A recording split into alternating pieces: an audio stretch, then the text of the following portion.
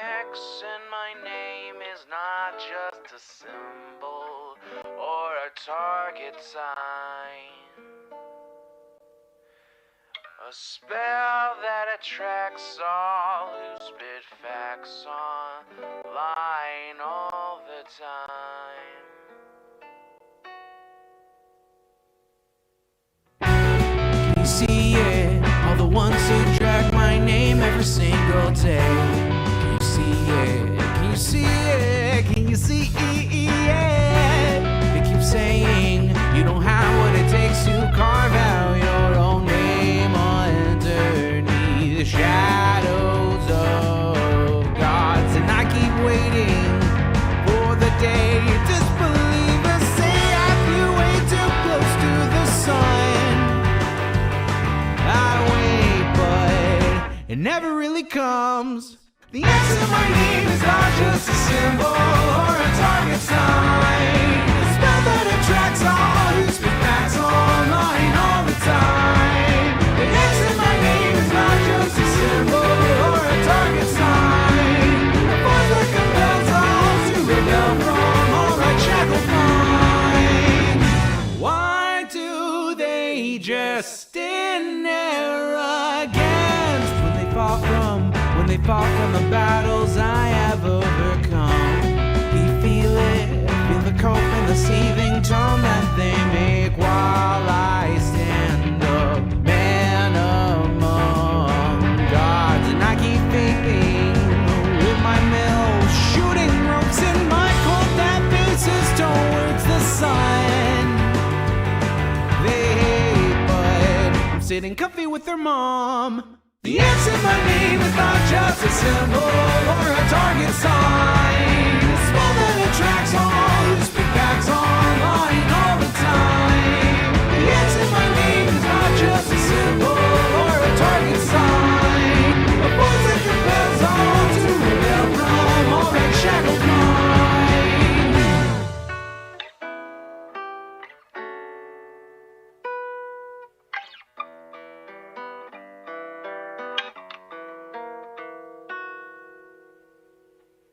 The X in my name is not just a symbol or a target sign. A spell that attracts all who speak facts online all the time. The X in my name is not just a symbol or a target sign. A force that compels all to rebel from all right shackled minds. It's you and me, your mom, it's me. I'll take another hit from my name. You'll see now, watch me not now, punch your feet down. Show you how.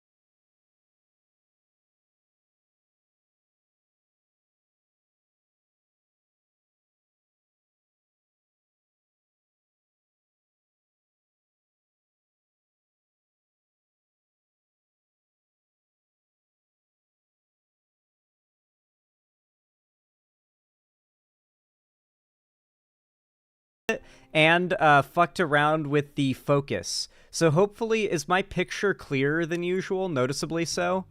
Because I noticed in some of the last recordings, my image is, like, blurry. Like, surprisingly blurry for a camera this nice. How is it now? Is it looking maybe a little? Yeah? Let me just peep the stream and see how it looks. Man, it's still pretty blurry. It's the lighting, I'm sure. I need to go whole, wrong thing. I need to go whole hog on the lighting.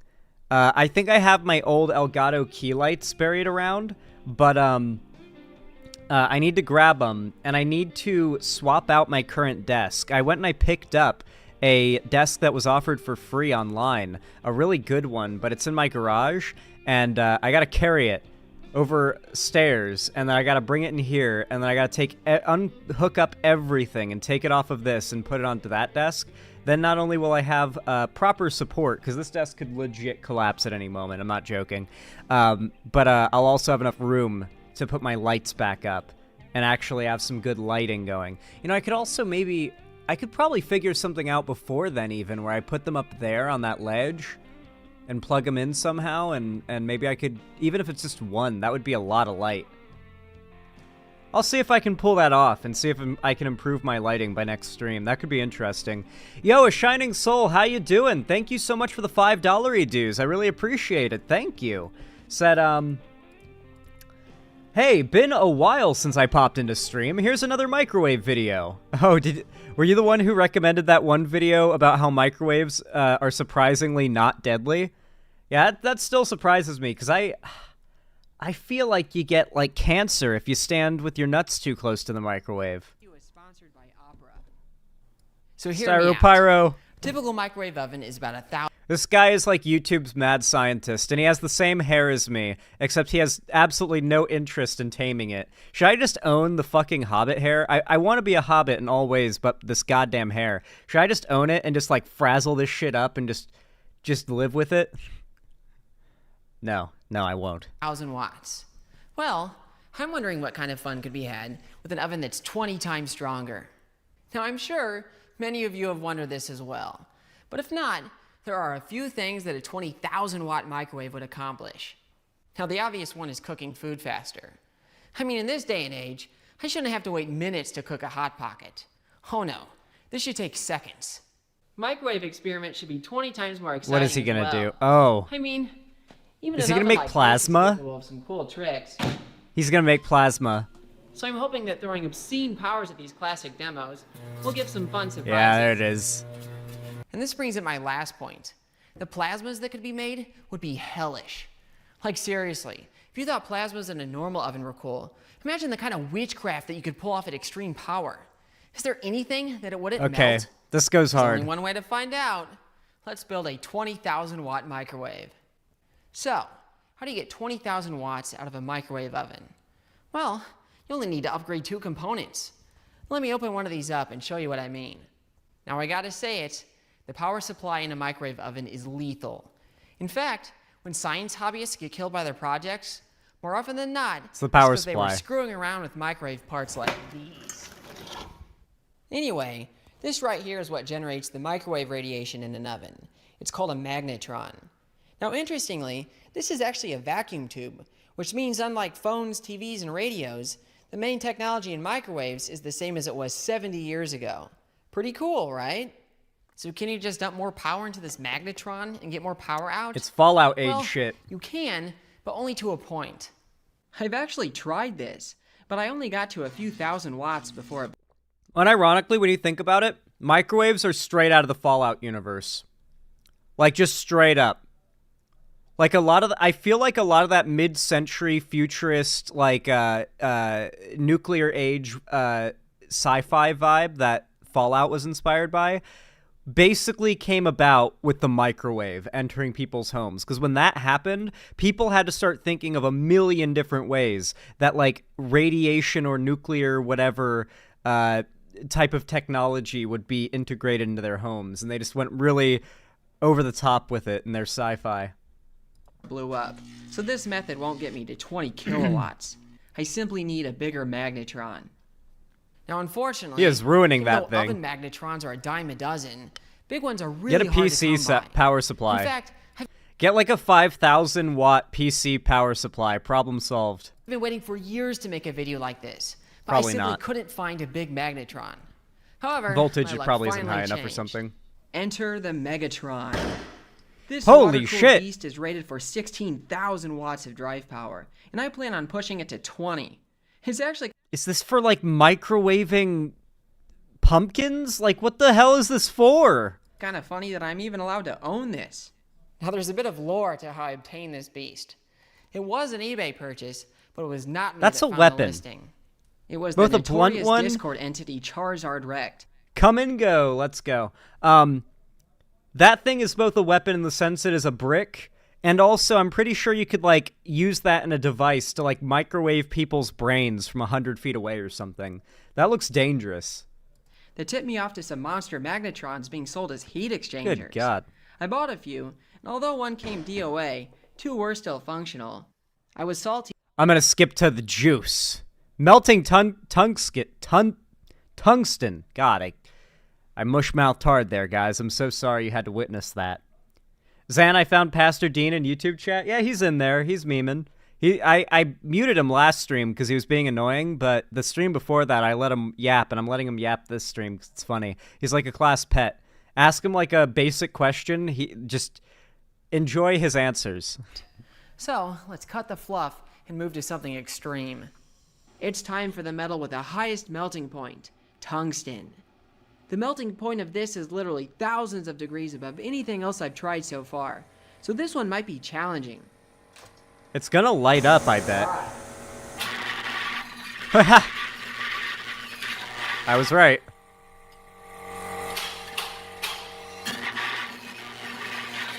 You made a light bulb in your For microwave, whatever dude. reason, the plasma in this beaker kept escaping confinement, so I couldn't give it a long enough zap. They were escaping through the fucking pouring thing. That's why it kept escaping confinement. It was going through that. Also, it broke the plate. The wire may have burned a bit in there, but there wasn't any clear indication of melting, so I decided to give it another go on ceramic fiber. Yeah, that'll probably be better. Heck, He's made a light bulb in his oops, microwave. A waveguide big light bulb. flashover. It turns out, free plasma in the oven is really bad, because it jumps back to the magnetron through the waveguide. I used Oh. these mica waveguide covers, damaging it. which by about a half a second of plasma escapes, but this one got all crispy without me realizing it. It won't take many flashovers like this to destroy the oven. And unfortunately, this is not the first time this has happened either. Alright, here we go. He's murdered a lot of ovens from General Electric, it seems. Heck. Alright, we got a new waveguide cover. Let's try this again. Good God. This man's a mad scientist. I'm glad he's alive. When was his last upload? Is he still alive? That was his last upload, 3 days ago. Okay. He's alive as of 3 days ago. We still have an Earth with styropyro on it, presumably. But that man is living on the edge, I'm not gonna lie. He is just absolutely a dangerous, mad scientist. What the fuck? Guys, I have to watch this. I'm sorry. I have to watch it now. Asian Half Squat uploaded a new video called "This Unknown Minecraft Mod Adds Ray Tracing with Incredible Performance." Okay, buddy. Okay, buddy, let's see what you got here. Is this really as good as you're making it seem? Wanted to play Minecraft with ray-traced shaders enabled at a respectable frame rate? Well, using this mod titled Photonics, you might just be able to do that. According to the mod page, Photonics is an extension for the Iris mod that introduces ray tracing, and it claims to do so with some pretty impressive performance. In the second sentence, it literally says it should be able to run it 2 to 3 times faster than similar projects, which sounds insane. And obviously, I was very intrigued by this. I've played with several shaders that introduce ray tracing, and they generally look incredible, but of course are quite difficult to run. So obviously I had to give Photonics a try, while keeping expectations in check as it is listed as an early beta. So I loaded up Minecraft with Fabric, installed the prerequisite mods, which are Sodium and Iris, along with the shader Photonics is built on, which is very specifically BSL version 8.2.09 as of now, installed Photonics of course, then booted up the game. And the first thing I noticed was actually how different 2D blocks look with this mod installed. Don't get me wrong, the performance is great, and we'll get to that in a second, second, but every single block in Minecraft that's normally flat was suddenly very three-dimensional. And I'm not exaggerating when I say it's every block. Every single block is 3D. Grass, cobwebs, furnaces, doors, God vines, damn! leaves, rails, bookshelves, flowers. If you can name a 2D block, it's 3D now. Yeah, dude, I'm rock hard right now. Dude, holy shit. This is literally the final piece my mod pack needed, was getting the 3D textures working. Because I tried a bunch of different resource packs to make it work, and they either broke, aren't updated to the modern version, or fucking lag the hell out of you compared to not using them. And it's like, there's no way I'm letting people take this performance hit, or I'm taking it for this effect. So, holy shit. And look at the water. You can tell from the water, even in this cave, these are real reflections. These are ray traced reflections. This goes crazy. And I can immediately tell that this is a feature that a lot of people are either gonna... Dude, if you can tie this with the physics mod, which you can enable long grass to, like, push out of the way when you move through it. Same goes for, like, tall flowers and vines and stuff. Like, they'll have sort of physics and you can push through them. If that can work with these 3D textures, oh, guys,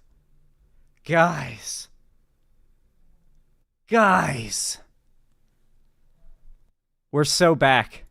And I'm really I'm noticing this almost certainly doesn't work with Distant Horizons, by the way, considering he's not using it, and he would be if it did. like or really dislike, because it really does drastically alter how Minecraft looks, like even disregarding the shader portion of it. And there's some positives and some negatives with this feature. Starting with the bad news, I noticed a lot of blocks that, you know, are normally animated just aren't anymore. Aren't moving, For example, yeah, seaweed. But there are still some blocks that are in fact animated, such as skulk sensors. God, that looks so fucking good, dude. Oh, man, that looks good. Holy shit. Well, the big, like, tagline of this, by the way, E-Man, is that this is incredible performance, that this isn't going to have a big performance hit, which I believe. That's very doable now. Look at how much better Minecraft runs with Distant Horizons than without it. And that's insane that it runs better with it when you consider what it does to the game and how much better the game looks. So if it has a similar effect where it's making the game run with ray traced lighting, but it also, like, the lighting is more optimized than Minecraft's base level lighting, then it's going to run better. Minecraft is a very poorly optimized game. Modders have made it run better with their mods on there than by default for years. A decade plus at this point. At this point, I just play Vintage Story. For those who don't know, I love Vintage Story. I know what it is, but it's made by some of the folks who made Terra Firmacraft and got frustrated with how hard Minecraft was to shape into their mod, so they made their own game. Yeah, Tommy, dude, and one of the devs is an ex-Hightail dev. They left the team before it got originally announced, which, I mean, not that Vintage Story is done poorly, but that's gotta sting when you see where Hightail is headed and how big the game has gotten and how many views the trailer got, leaving right before that trailer went public. Can't feel good, you know what I mean? Anyway, one of the people who works on the game also worked on Hightail, so you can kind of feel some of Hightail's DNA in Vintage Story. It almost feels like playing like a Hightail beta or an alpha or a demo when you play it in a way. Anyway, love me Minecraft. Love me shaders. Did I miss the Sonic segment? No.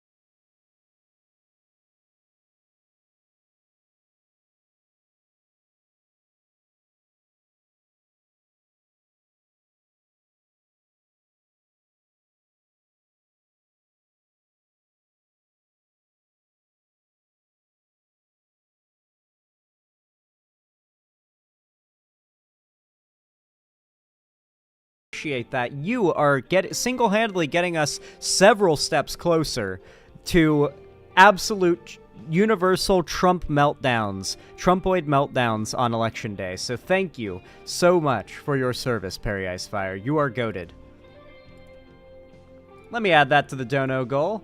Obviously, I don't want to underrepresent you guys' support. God, I've got such mush mouth today. I can't speak.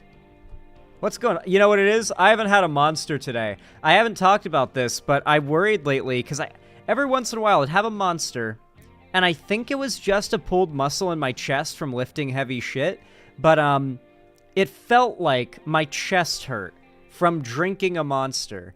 And even though I'm like 99% sure it was just a pulled muscle in my chest right around here,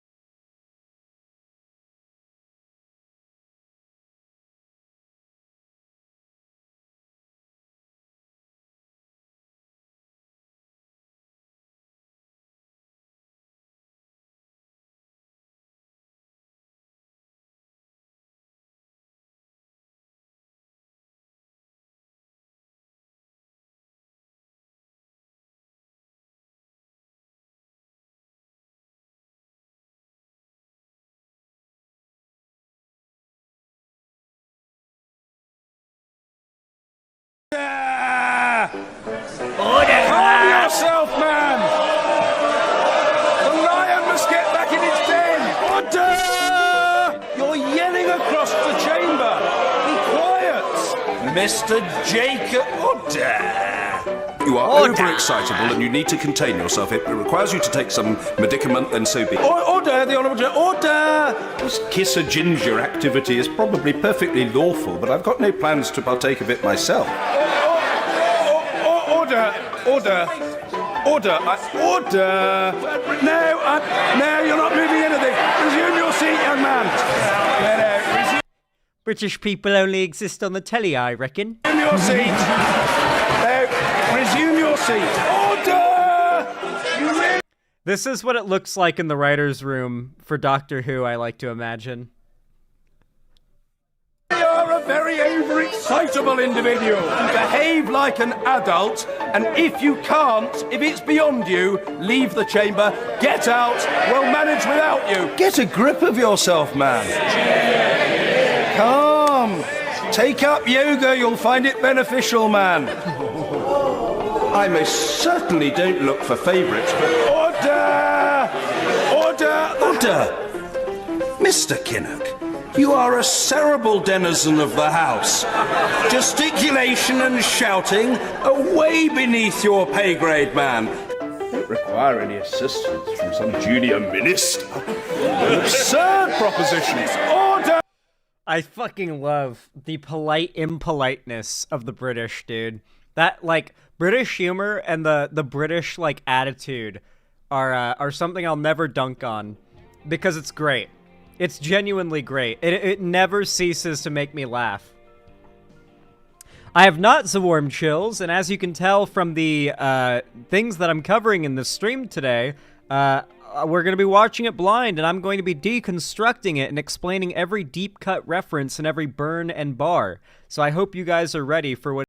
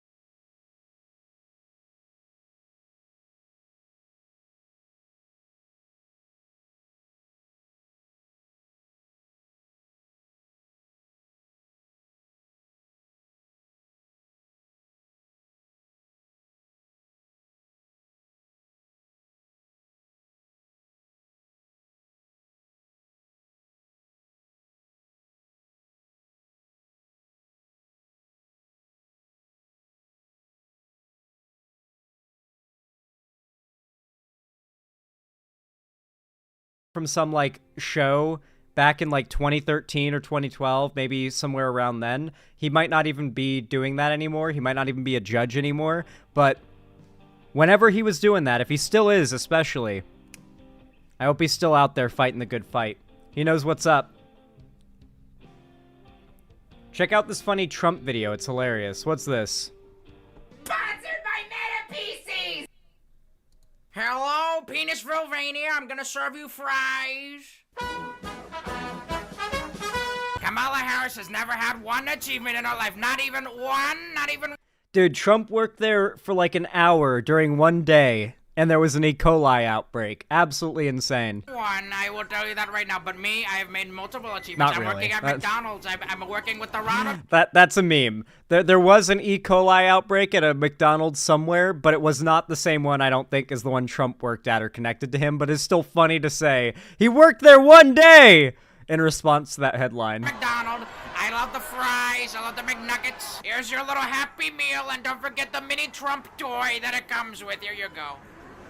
They're eating the dogs. They're eating the cats. I'm going to show you how to prepare the fries. You have to get this little doohickey out here and just gently grab. Oh, clumsy me. Oh, God. Fuck on the That's fries AI. everywhere. Jesus Christ. Oh, they're on fire. God.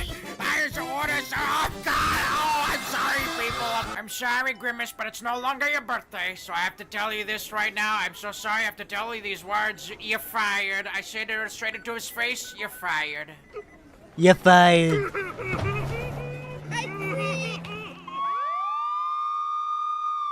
This is genuine brain rot. Actual brain rot, and I love it.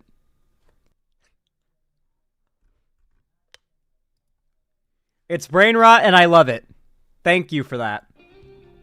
You're goated. You're a legend. You're top tier. You're transcendent. You're based. You're PogChamp. You're epic.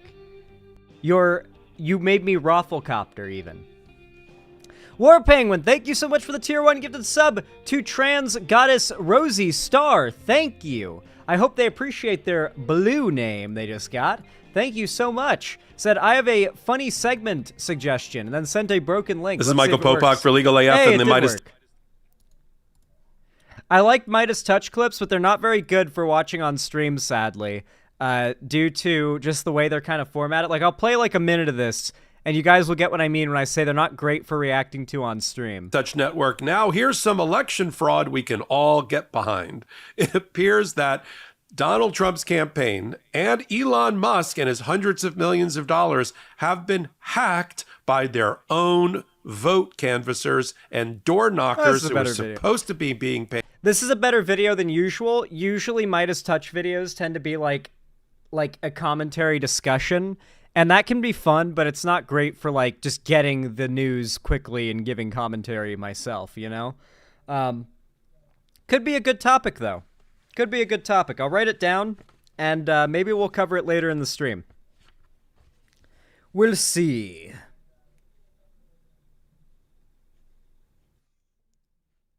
Hacked. There we go. Man, I need to replace the scrolls with a tome, so I've got like a hard back that I am like writing on. So my writing is better, because it's really hard to use my fingers or like the palm of my hand as like the surface I'm writing on. Well, not on, but like with the back of the paper against. Anyway, yeah, I'll probably cover this a little later in the stream, because it does seem like a good topic, and this Midas Touch video does seem like a pretty solid one for getting the gist of it on stream. Is there a Terraria head in chat who knows how to use wires? I don't know how to, but I do love some Terraria. Just haven't gotten that far in it myself because it's such a big game. For Super Earth! True.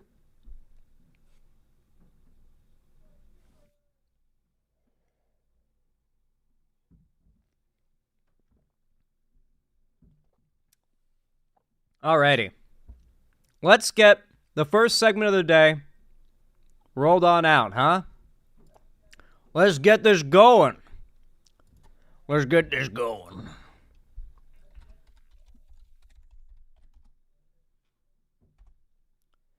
Let's see.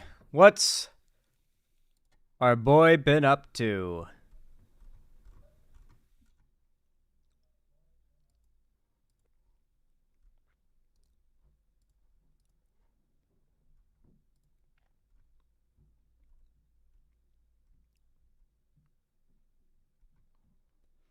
Alrighty. Oh, gotta make the music play. Roar! Alright. Y'all know what to do when I say action, right? 3, 2, 1, action. Well, guys, I'll say this is definitely not where I expected things to go, but I'm glad to see it happening because it means at an even faster rate than I even previously anticipated. It seems like the online anti-woke grift side of the right is dive bombing and self-destructing at faster than I even predicted. It's amazing. You see, Sonic, maybe one of the most followed and beloved franchises of all time. Sonic fans are a different breed of fan of a thing. They fucking love their thing. They love Sonic, alright? And so, when outsiders, obvious outsiders, come along, such as people like Yellow Flash 2, who we'll be discussing in a moment, or that one guy we covered in the last video, or the one dude who kind of started off the anti-woke Sonic grift, or attempting to do it, the fan base of Sonic does not welcome it with open arms at large, it seems. And I guess it's obvious why. These are very dedicated fans who have a very, very strong connection to that franchise and can recognize a poser coming out of left field to try and monetize their anger off of maybe some genuine concerns they have about the franchise and trying to turn it into a way to make profit. They recognize it and they aren't falling for it. And I once again have to say, I am very, very proud of the Sonic community for that. In fact, for some reason, larger right-wing figures are not learning the lessons that these smaller ones we've seen just absolutely fail and get ratioed have themselves learned, and they're starting to jump on this bandwagon too.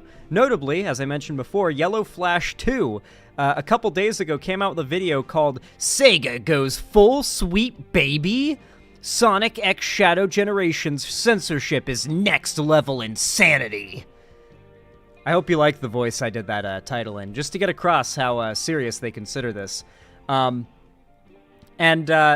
Obviously, because this is a larger channel, you've got like a good amount of support for the video itself. Obviously, you've got this guy who I don't know who this guy is. But his story is crazy to me. For those that don't know, this guy right here, Turtle Chad 1, this guy used to be like a lefty who would comment like on every single like progressive video. And then like a couple years ago, he changed his name to Turtle Chad 1 and started commenting under every conservative video. And now he's like the dedicated conservative video reply guy. Like a bit like that one Justin Y dude, if you remember, who would be in the replies of every single, like, oh, the lolly guy? Is this guy into lolly? Maybe.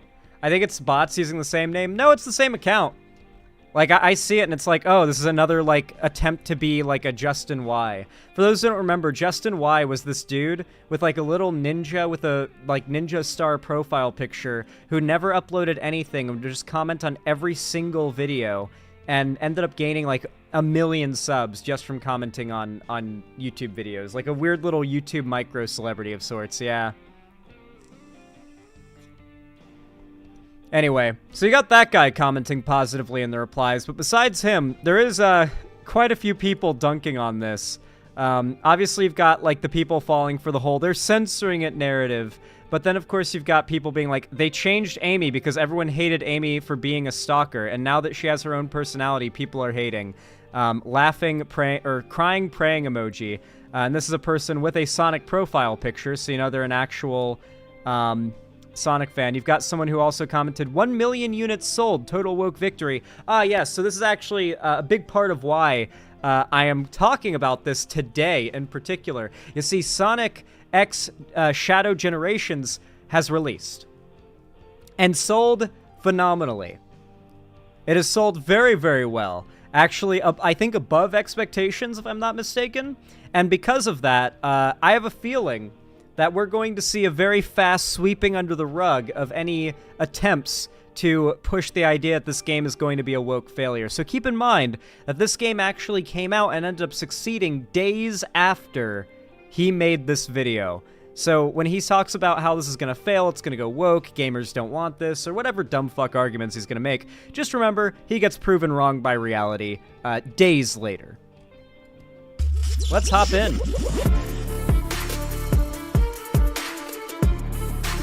Yeah, we're speeding it up because these guys make no Sonic real arguments. X Shadow Generations. So if you don't know what this is, what's a good way to break this down? So Sonic Generations is a game that has existed for a while. It came out on PS3 and Xbox 360, I believe. It's actually a pretty fun game. I played the original. Mind you, I have this sped up to 1.25 speed. One thing I've tried to get across to a lot of you guys who watch my content is that right-wing YouTube is really low bar. Like, half the dudes who make this content are just unscriptedly for 8 minutes recording themselves sounding drunk. I don't know if they really are, but they sound drunk. They can't string together a sentence in a coherent and, like, entertaining and charismatic way for the life of them. But they still pull massive viewers because this is the grift is effective. The monetizing hate is effective. Here it's not working, and it looks even worse now after the game has come out and done well. But outside of this particular attempt at a new franchise to grift off of, this stuff does really well, and you don't have to have any talent to, profit off of people's anger.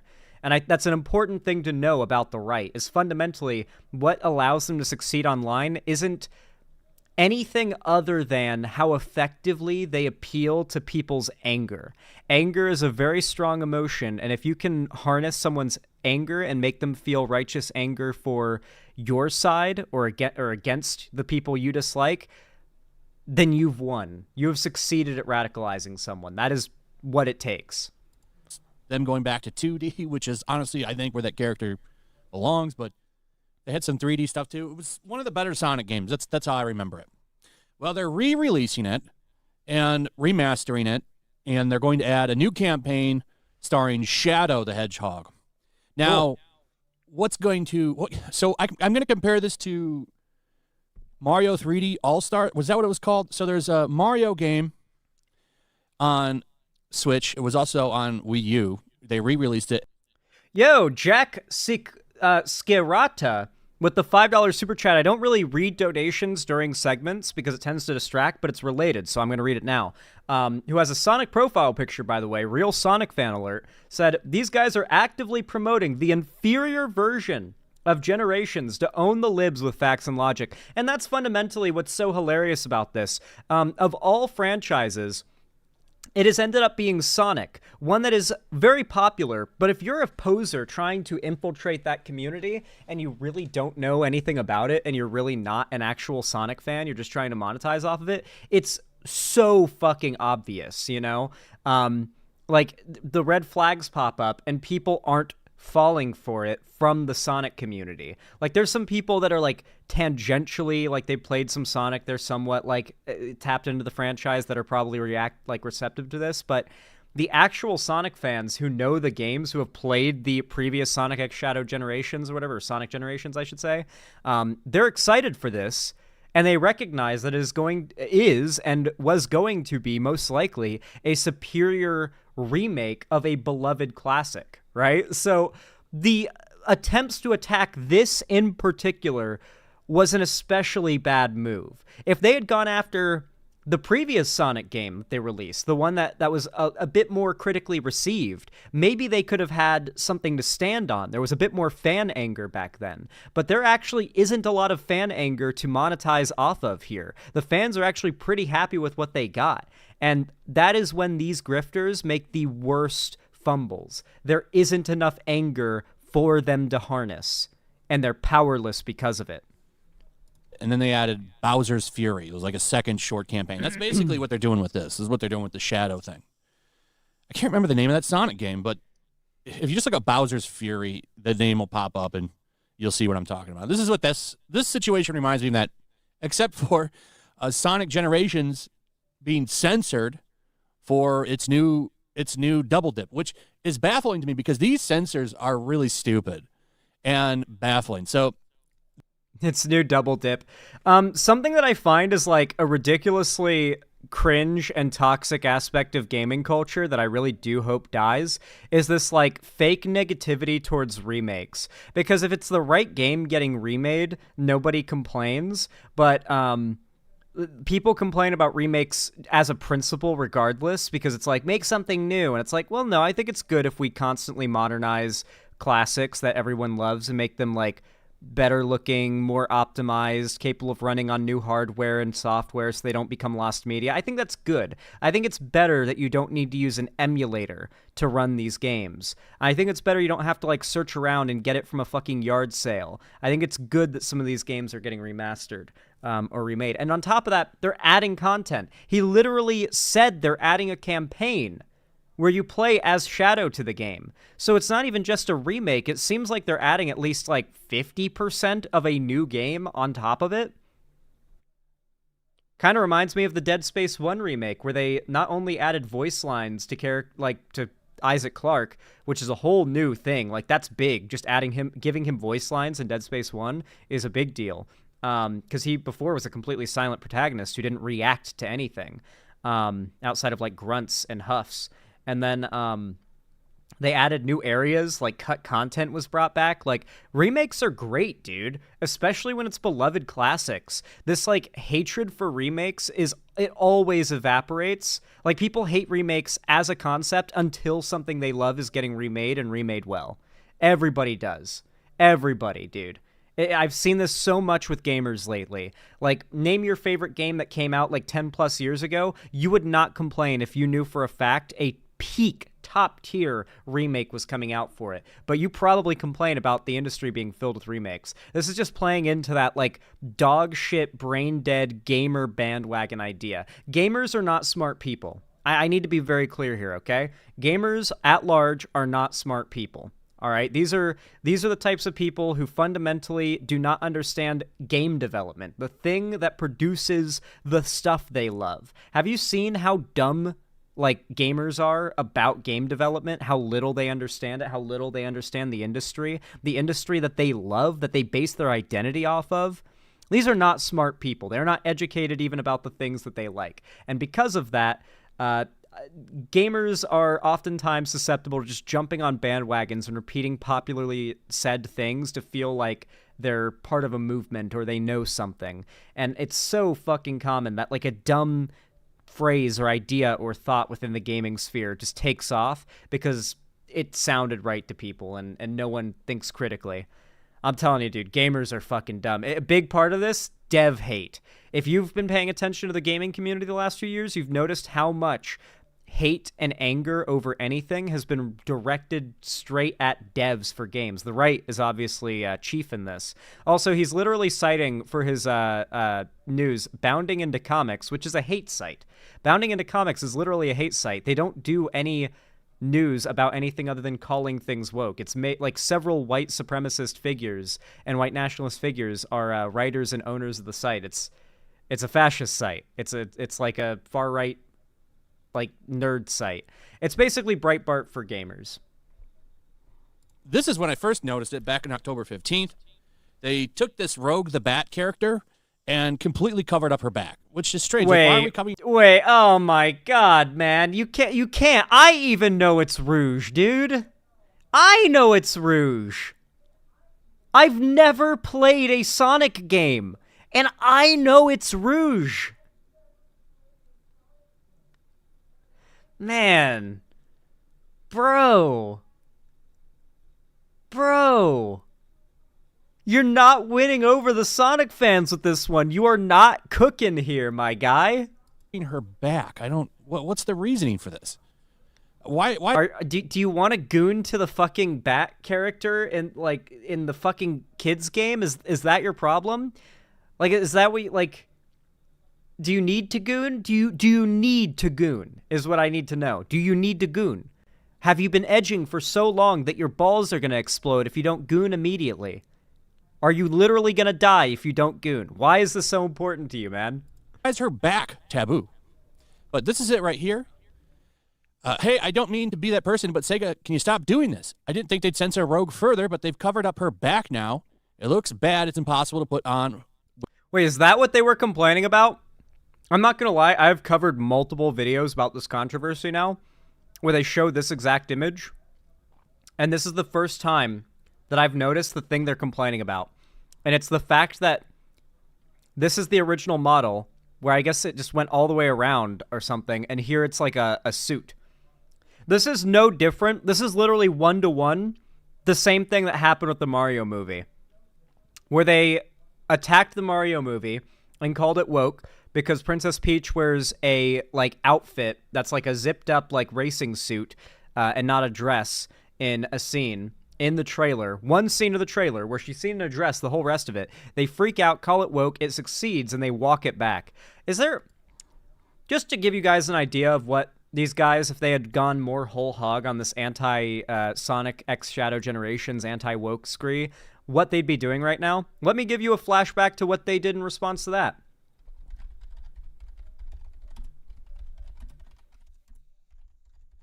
Let's see. Shadiversity walks back Mario hate. This shit was hilarious. Why I left Shadiversity? What the hell, man? Can I not find it? They made Mario an idiot and Peach is a girl boss. That's the original video. And here's him coping. Jack Saint blatantly lies about us to virtue signal. I think this is it here. Actually, I think the Jack Saint video also shows his Jack Saint. Let me see if I can find this. Here we go. Here we go. Thanks, Jack Saint. I used to dislike Jack Saint, but I think me and him are chill now. I think like a couple years ago, he like DM'd me, "Hey, let's bury the hatchet," and I was like, "Okay, I don't care," and I think we're cool now. So that's nice. Yeah, this video goes hard. I just want to show a bit from this, just to give you a look at how these guys would be reacting if they'd gone a bit harder on the anti-woke Sonic grift. This is what they had to do when they did this with Mario, by the way. Virtuous. So you have a straw man, a boogeyman to fight. Astronomically dishonest. I truly scummy. Everyone, I want to be clear on something, okay? When Shad saw Peach wearing pants and then said, "I'm getting really pissed off," that was just his immediate reaction. This is pissing me off. Yeah. Well, there's still more. Taking away the femininity of Peach. Peach! Yeah. Princess Peach! Yeah. Of giving her pants! Yeah. Friggin' come off it, man. I don't want to misrepresent him here, okay? Shad saw Peach wearing pants, and he didn't like it, and he criticized it, and he said it pissed him off. Scummy, lying, dishonest. If you are a good person, this is the type of thing that a good person would be extremely embarrassed about. Like, incredibly so. I would be so embarrassed if I... So this is him responding to Jack Saint, calling out what he had said about the Mario movie before it came out, and how it contradicted what he said after. Now this is him saying that, like, coping in response to that very, apt call out, now trying to walk back what he had said and frame it as though calling out the hypocrisy or the flip-flop is somehow a dishonest, like, scum tactic. And if you're a good person, you would never fall for this. Like, what? He's trying to assign moral judgment for daring to recognize that he just flip-flops and believes nothing. If I was capable of doing something this dumb and misrepresenting someone to such an extreme level... Did he just cut my clip out? That's what I'll do, because I try my very best to be a good person. We'll see what he does. Why are you trying to, like, sit on this high horse about me taking you out of context when you're literally removing the clips that I show? Jack, I'm asking you, genuinely, do you consider yourself an honest and decent person? It seems like that's what you try. Yeah, in the Shadiversity video, he cuts out the bits where Jack Saint shows the clips of Shadiversity shitting on the Mario movie before it comes out. Because obviously, he plays that clip in its whole. He can't really make excuses for it. The way that he frames it, it comes off as less extreme hate, and he can frame it as like, oh, well, I was just upset about the pants thing, but he ranted for 10 minutes, I think, about how the movie was going to be woke garbage and it would fail, and then he praised it as anti-woke, and that's why it succeeded when it came out. So he just cut all that away and just showed the bit where Jack Saint talks about him wearing pants, or her wearing pants. Anyway, just the walking back and the flip-flopping and the having to fumble over missing when they say something is going to financially fail is always very funny. They always do it. They try to predict things because it looks better for them if they can say, oh, this is going to fail, and then it does. But then when it doesn't, they have to walk it back. Another good example was Critical Drinker having to retitle his old live streams talking about House of the Dragon, because he was framing it as woke garbage that no one cared about. Then it released with record viewership on release night, and that night, Critical Drinker changed all the titles, but people archived the original things, so there's like side-by-sides with date, timestamps of the edits and everything. So these people are very desperate to make it look like they make no mistakes, and if that means lying about having railed against something and monetized hate off of a thing like before it was popular, then they will. They'll memory hole that shit as best they can. With her wings, and nobody likes it. Stop being cowards. And there's more than just that. This is something I think they're doing for the entire series, I guess, with her. So there's outrage over Bat Back now. It's crazy. But there's outrage over Bat Back. One of my favorite things about these guys is when they frame it like anything that is done to change anything must be in response to some outrage. Mind you, is he going to be able to find like even a tweet with 1 like or 0 likes? I'll even take that, of someone complaining about like Rouge the Bat's back. No one was complaining about this. The devs just clearly decided to do a character redesign. Whatever reason they decided to do it is theirs alone. The fans don't seem all that upset about it. In fact, the viewership and response to this video kind of proves that the fans aren't all that upset about it. So it's just such a blatant attempt to try and monetize off of people's anger. It's pathetic. But this isn't it. There's more.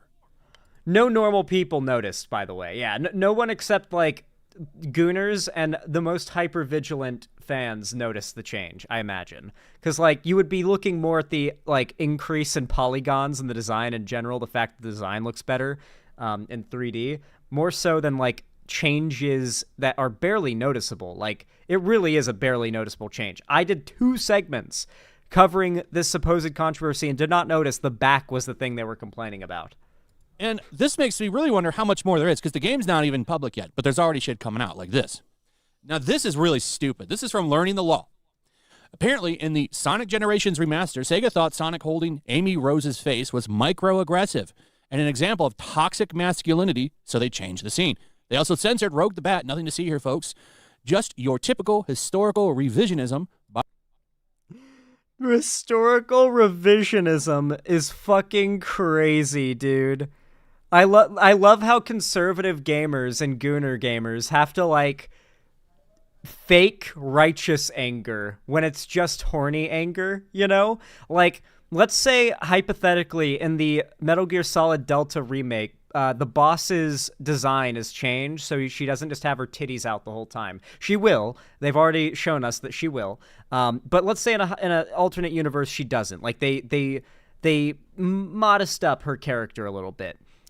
The right would complain and genuinely pretend like they're not mad they don't get to look at her, like, center side boob. Or I guess it would be inner side boob. Is that the term for it? Through the whole game. And they would act like it's they would call it historical revisionism, act like they're just trying to preserve history. They're trying to preserve gaming art or whatever, because they have to frame their horny anger as a righteous anger. And it's so funny if you're older than like 18 years old or 16 years old and you recognize what's happening here. It's like, why are you trying to make your anger over not seeing like Bat Back into a righteous, like, movement? It's genuinely pathetic, and only the dumbasses who congregate online to yes man each other where no normal people are around to judge them could possibly think that this is like a normal thing, you know, something not deserving of being stuffed in a locker on site. Xander Hall, also the original generation before they add the shadow portion, the character in the original version was written as a Saturday morning Cheese's cartoon with cringy dialogue. Yeah, like the fans actually had complaints about the original game that were addressed here. So it's actually funny because what they're complaining about here is the studio and I guess the holders of the IP and the devs doing what the fans wanted, essentially. By the way, they will delist the original on Steam as if it never happened. That's another thing I've heard. So apparently the only way you can get this game now is if you buy some bundles, and that's probably because they missed them. I think they're taking it down from digital stores, which is a shame because the first one is still fine. I would imagine there's nothing changed to the first one. Separately, that's uncensored. You could always just buy the disc too. I mean, there'll be ways to play this game, but this is an all-time question mark. So here he is pushing her face back, and now in the new one, he gives her cupcakes. What? Ridiculous. Why do we need to change this just because he's face palming her? No, Xander, you can still get the original on Steam. It's usually that as well. Like, as much as remakes are valuable due to the fact they help to keep these old mediums from becoming lost media as a concept, the older version should be preserved. And a lot of the time they are with more recent remakes, because as we get further into the future, the classic games that release are all going to be on Steam and you know, all that. And so, like, this logic doesn't make sense. Like, there's not a line that you can follow here where this isn't just trying to monetize off of people's anger. There's no righteous movement here. There's no sincerity. It's just a grift. She was an overly attached fan who wants to be with him romantically. And she was very aggressive about it. She loves Sonic. Yellow Flash is so boring. God, this guy is so boring. I love that like all of you guys in chat are complaining about how boring this guy is, but boring or not, this guy has over 4 times my sub count. You guys know that, right?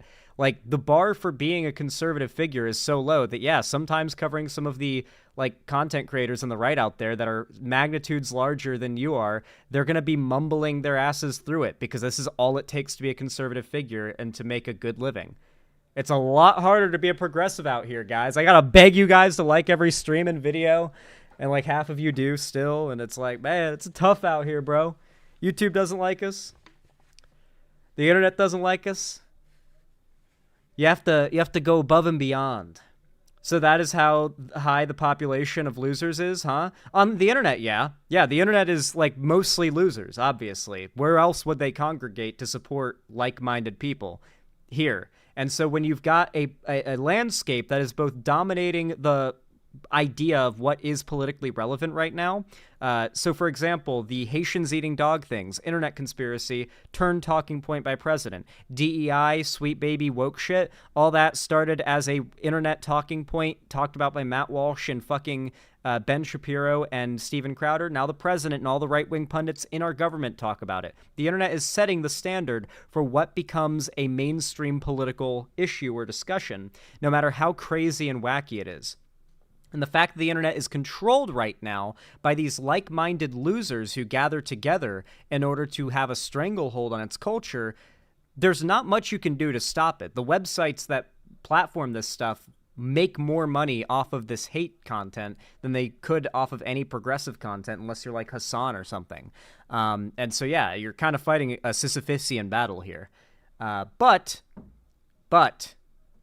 once again, the whole reason I bring this up is he may be boring, but this dude's got more than 4 times my reach.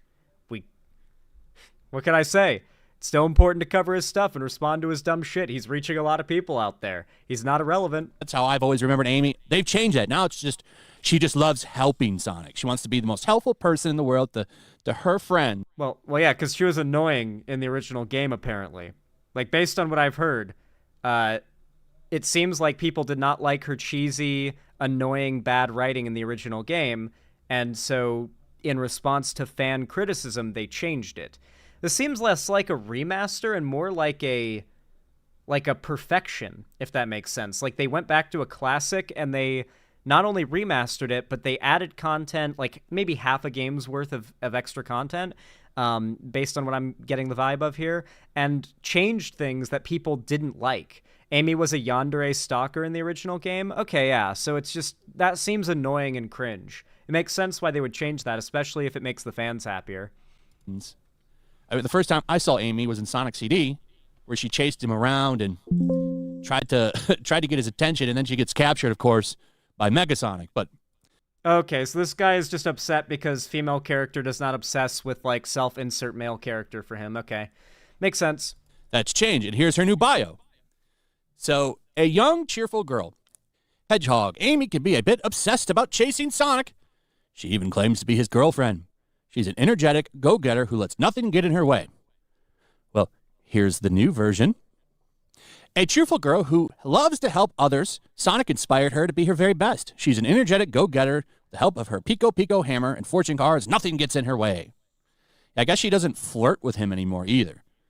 So here's a 15-second clip from Dimitri Monroe, and he posted this right here. You saved me, Sonic. I'll be sure. Mecha Sonic? It's Metal Sonic, you fuck. Yeah. Yeah, I have a feeling I'm not even going to be qualified to catch every, like, self-report of not being a real Sonic fan that this guy makes. He doesn't even seem like he's trying too hard to pretend like he knows or cares anything about Sonic. He's very evidently phoning it in to pull in the money here. God, it's fucking wild, too, because as someone who's never played a Sonic game, I feel like I'm more invested in this genuinely than he is, you know? And this dude's probably, like... Yeah, this dude's probably going to get a big payout out of all this, and he can't even familiarize himself with the proper pronunciation of character names. Like, dude's not even trying, man. If he's played a Sonic game before, and I'm mogging him on Sonic knowledge, then you guys have genuinely fed me too much Sonic lore through your video donations of random Sonic clips, because good God, apparently, like, I'm absorbing your knowledge. Oh, this reminds me a lot of when the Quartering pretended to be a Warhammer fan and called the Adeptus Custodes the Adaptus Custodes. That shit was fucking hilarious. Not even a Warhammer guy. It's not even Warhammer words. It's like based on Latin. So it's just he doesn't know how to pronounce things in Latin. It's fucking hysterical, dude. Return the favor next time around. Not really worrying about that right now, Amy. Wonderful. So that's it. So apparently she used to flirt with him, and that's gone. I don't know what's going on with this censorship. Like, this really seems ridiculously stupid. Putting cupcakes in there when he used to when he used to face palmer. I mean, is slapstick comedy dead? Because that's what that is. That's slapstick comedy.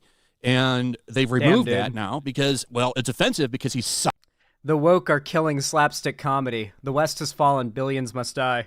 Island seeing a woman. That's what I see it as. And she no longer, like, her whole thing was being a super fan that's in love with him. Like a girl to a boy band. I mean, he's a male celebrity and she likes him, so she's flirting with him and trying to, like, get his acknowledgement. I don't think that's a big deal, but now you can't even have that. People found it annoying, man. Like Sonic fans found it annoying. Also, there's this fat shaming scene got removed. Here's the original. Thanks, Sonic. You did a good job back there. Hey, did you gain weight? Sim looking down. Now it's been changed to thanks, Sonic. Now then, tell me, where's the rest of my island? Changed for what? So they took out a fat shaming joke. And that does feel a little unnecessary, to be fair, but also, like, pretending to care about it to make money. Obviously, no one gives a shit. Like, no one actually gives a shit. And did this improve the game or make it better? No. This all just seems so unnecessary to me. This is ridiculous shit. And I like that it's not all like, they'll say, oh, you can't see any boobs. Like, none of the censorship is like that in this game. So what's the code? Wait, it is, though. You're literally complaining that one of the female characters does not obsessively, like, flirt with the main character that you play as, and on the other front, you're upset that a character that you can't even pronounce the name of has been, in the slightest bit, desexualized. Mind you, a fucking furry character in a kid's game is who he's, like, upset he can't goon over. And don't pretend like that's not what the perspective that you're complaining from, because it is, dude. Come on. What's going to be now on why you should be okay with this censorship? What's the cope going to be now? Because are you going to...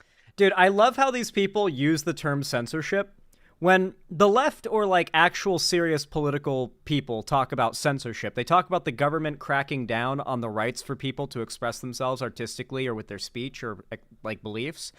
So a really good example of an actual like censorship, anti-First Amendment policy that is being pushed in the government that would actually affect everybody and not some like, oh, they're changing something in a game voluntarily and it's their own game.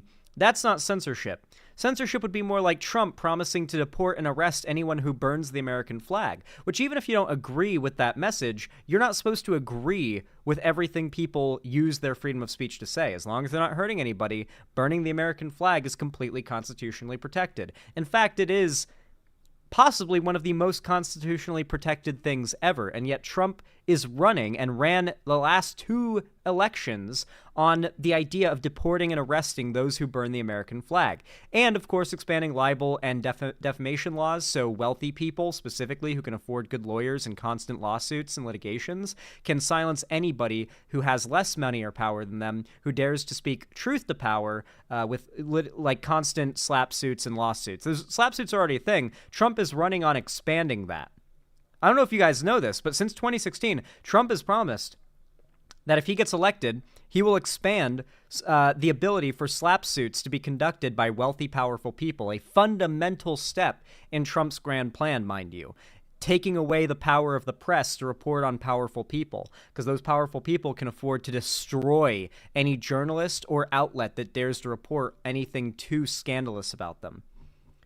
Obviously, you can imagine why Trump would have an interest in this. So it's so funny when people like this make their whole living off of complaining about video game censorship. Meanwhile, the guy that they're going to vote for in November, or at least they tell their fans to vote for, is running on basically destroying the concept of the First Amendment in the Constitution. Genuinely hilarious to me. And by hilarious, I mean terrifying and upsetting. I'm going to say, well, actually, I take that back because I'm sure there's some furries out there who probably are into this. Never mind. You're literally one of them, bro. You're complaining about this right now. What do you mean? Oh, this is just stupid to me. And, okay, so a fat joke has been changed. It is getting delisted. Sega has already confirmed that the original version of Sonic Generations will still be available. Okay. Oh, in bundles. So that's it. That's the only way you're going to be able to get it, in bundles. So you can't just go buy the game anymore. Wait, who is the source for that? Is that just a random social media post? Because according to my chat, it's still available on Steam. Let's go see.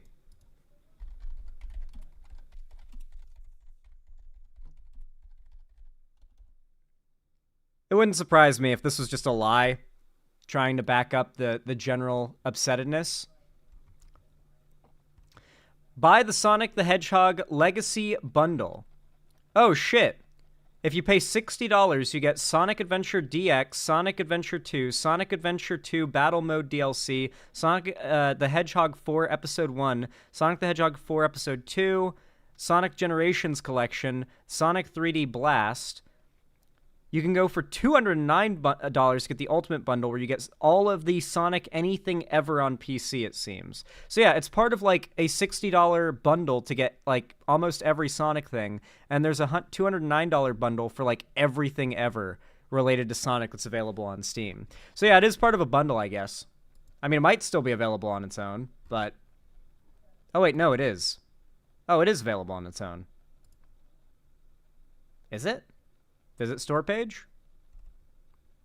Oh yeah, you have to get it in a bundle. Okay, so that's not a lie at least. But is it really bad? Like, I don't know, dude. It seems like paying $60, which is the price of a modern day game, to get like 100 Sonic games it's a pretty good deal, you know? Like, if you care about one, why would you not want to grab all the rest? Plus, don't you know that the cost of if you buy a bundle of games on Steam, if you own any other games in the bundle, they discount from the price. Like, if you own half of all the Sonic games on PC, then the bundle price is half. It's $30 to completely finish your collection. I don't really see that as an issue, but okay. That's crazy, man. And it's also kind of erasing the history. This is what I hate about digital games and the way they do shit now, like not having physical copies. At least for the old games, we can go back and get the disc, right? Oh, yes. Oh, yes. Here's another example of monetizing off of a valid anger that's also kind of, like, bandwagony. So on one hand, it is very good to have physical copies of your media because, you know, you own it, you have it. It can't be taken away. Service getting hacked can't make it inaccessible to you. You know, not heaping a subscription for a payment up can't revoke your ability to have it. There are reasons why you want to have your media that you love in physical form, but at the same time, let's be real here. There's a reason why it's been replaced, and it's not because of some woke agenda. It's because people prefer it. We all miss the midnight releases where you'd go to like GameStop or whatever at midnight to get like a new game in a physical copy on the night it releases. We all miss that. We all have fond memories of that experience. I certainly do. But realistically, it is so much better when a new big game is coming out to be able to sit at your computer in a call with your friends, all of you like ready to buy or having pre-ordered the game on Steam and just ready to install and play it right then and there. In moments, if you have a fast enough internet connection. That is objectively a better experience. There is a reason why that has dominated the space, and there is a reason why physical media is falling off. It's not because they're not producing it anymore. It's not selling. GameStops exist. They're empty. Go to your local GameStop. There's a reason why GME was pumped as a pump and dump stock. Like the meme stock back in the day. It's because it was a dying stock that was at a ridiculously low price per share. And so a few people bought a shitload of GME, tricked a bunch more dumb fucks into buying a lot more GME, sold when it spiked, and then everything died because they had a bunch of shares they bought cheap. And once you sell that many shares, especially at that high of a price, it's going to be noticed. There's going to be a nice dent in that rise at the very least. If not, it's going to be the start of the downturn. And that's what happened. The bubble popped. One of the things I will be doing when GTA 6 releases is just downloading it because there's an unlimited supply of the game, unlike going to the game store when it's limited because it's a physical copy. That too, by the way, back when you couldn't get a new game because the physical copies were sold out. Who remembers that? Who remembers being late to buying a release of a new game that was super hyped for, and it's like, oh, sorry, no copies in any Walmart, GameStop, or whatever in your entire town. You have to order it from another town, have it delivered, and it could take days because they got to wait till they've got it in stock. But they'll have it sooner, maybe. Like, that was literally the situation for me getting Infamous 2 when I was a kid. Not a single physical copy in my entire city available. Had to get it ordered online, and it was 2 weeks late because there was such a shortage on physical copies of the game. I'm not defending the fact that we are losing out on the ability to have physical copies more and more every day. I'm not defending that. But I am pointing to the blatant reality that the market follows what the people want, what the consumers want. And the consumers have been siding with their purchases, with their wallets, voting with their wallets for the digital medium for years now. And that's why it's winning. Stop voting with your wallets then. Gamers may, on the internet, complain about not having physical medium anymore, but their wallets are the ones voting. They're the ones using those wallets, so it's your own fault. And it can be preserved. But a lot of these games that are going to be coming out in the future, and a lot of them already right now, don't have physical releases, and it's crazy thinking about that. Like, they'll just go and start changing games from... I mean, when did this game came out? This game came out in PS3 era. So it's been a while. Not changing the game. They made a new, program with the game's name, and they remastered the original. Like, it's a remake, actually, from what I can tell, not a remaster. Wow. So they'll just keep changing shit. Not a fan. But anyway, let me know what you guys think about all this. Isn't change scary, guys? I'm not a fan of change. Isn't change scary? Man, who would have thought that there would be a group of people online with enough business acumen to monetize off of people's fear and anger around change and make money off of it? Who would have possibly thought that anyone could do this? But surely that's not what this guy is doing. He must be genuine, of course. At least that's what his fans who will comment on this video will say. Anyway, what a dumbass. At least we got through it. We managed to push through. With all that said, if you enjoyed me debunking that dumbass's arguments, hell, you even found it entertaining or enjoyable, then please consider hitting that like button. It is a totally free way to support the stream. It goes a long way to boost my content in the algorithm and get me in front of new viewers. I really do appreciate it. By the way, if you're wondering, like I said before, that yellow flash guy's got 4 times plus my sub count. If you want to change that, hit that like button. And of course, comment down below if you want to, compound the benefit of those likes. And perhaps even subscribe and ring the bell icon to turn on all notifications if you're new, so that YouTube actually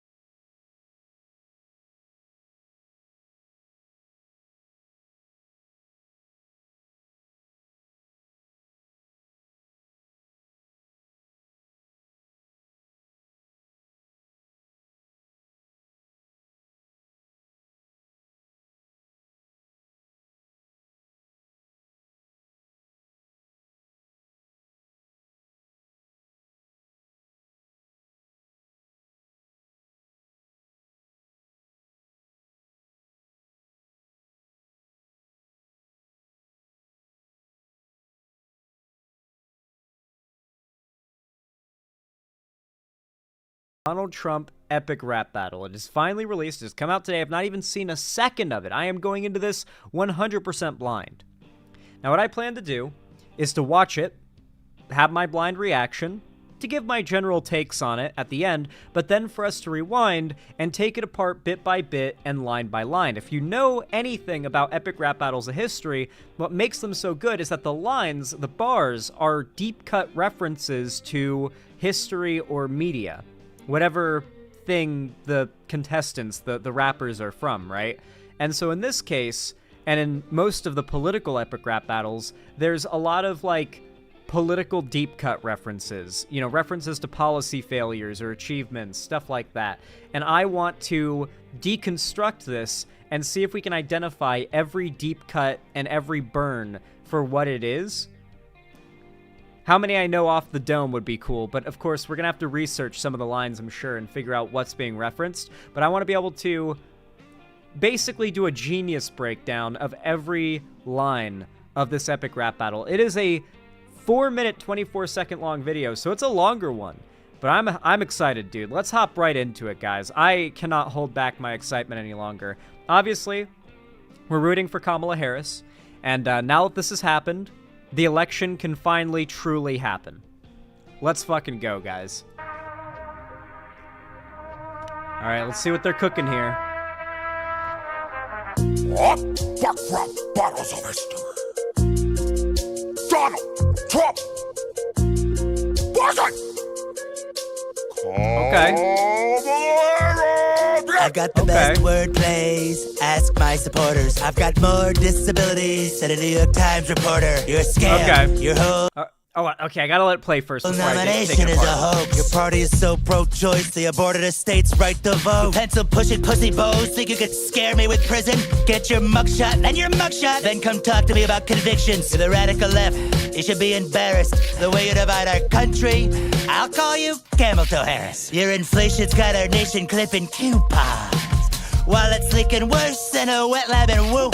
I had every American's 401k thriving. Stock market's higher than the planes full of migrants you fly in. And don't even try to deny the cognitive decline you were hiding. Prop it up Joe like it was Wicked and Biden. I'm here to teach you what losing to a winner feels like. Ask Pence. I know how to drop a mic. I know you're not all ears, but listen up close. You are JD Vance's beer and level weird. You are gross. You've been bending American decency over a barrel. Giving Lady Liberty the finger like the Legion Carol. In that big creepy house with our secrets stacked in piles. From documents to pedos, you spend too much time with files. Having sleepovers with Laura Loomer? What's going on with you? Can't you afford more than Timu Melania? You failed in your own city. Bank ballot box in court. You're home alone too. You lost in New York. I was there on January 6th. It wasn't fun for me. Just like your bowels, I was evacuated suddenly. You were history's least hopeful, presidential hopeful, mood swinging wildly like stock and truth social. I'm here to build bridges from Texas to Niagara Falls. She's even got better. Wow! I hope you wrote that commie crap in red, cause you're taking a huge loss. Is anything worse for you than Afghanistan did for your boss? A man handed you everything you ever did. You couldn't make your own way, couldn't even make your own kids. Your mommy was absent when you were just a little baby. And if she saw you now, she'd wish she were a childless cat lady. And if your racist landlord daddy wasn't dead to kill him, seeing me living rent-free in your head. Well, I know how you failed the bar exam after that. I guess the half of you whose job it is to rap isn't black. Oh, good one. You ketchup-smelling edgelord. You rock the beat softer than Stormy Daniels' headboard. I can't believe I'm even in a race with this hog. Hope you're in makeup in Ohio, cause they're eating the dogs! Donald, I'm putting you away like a rapist back in Cali. You should leave this battle early, like the crowds at your rallies. I have all the biggest rallies. Yes, well, I've got Taylor Swift. You're ugly. You are ugly. Well, you're a Marxist. Jump!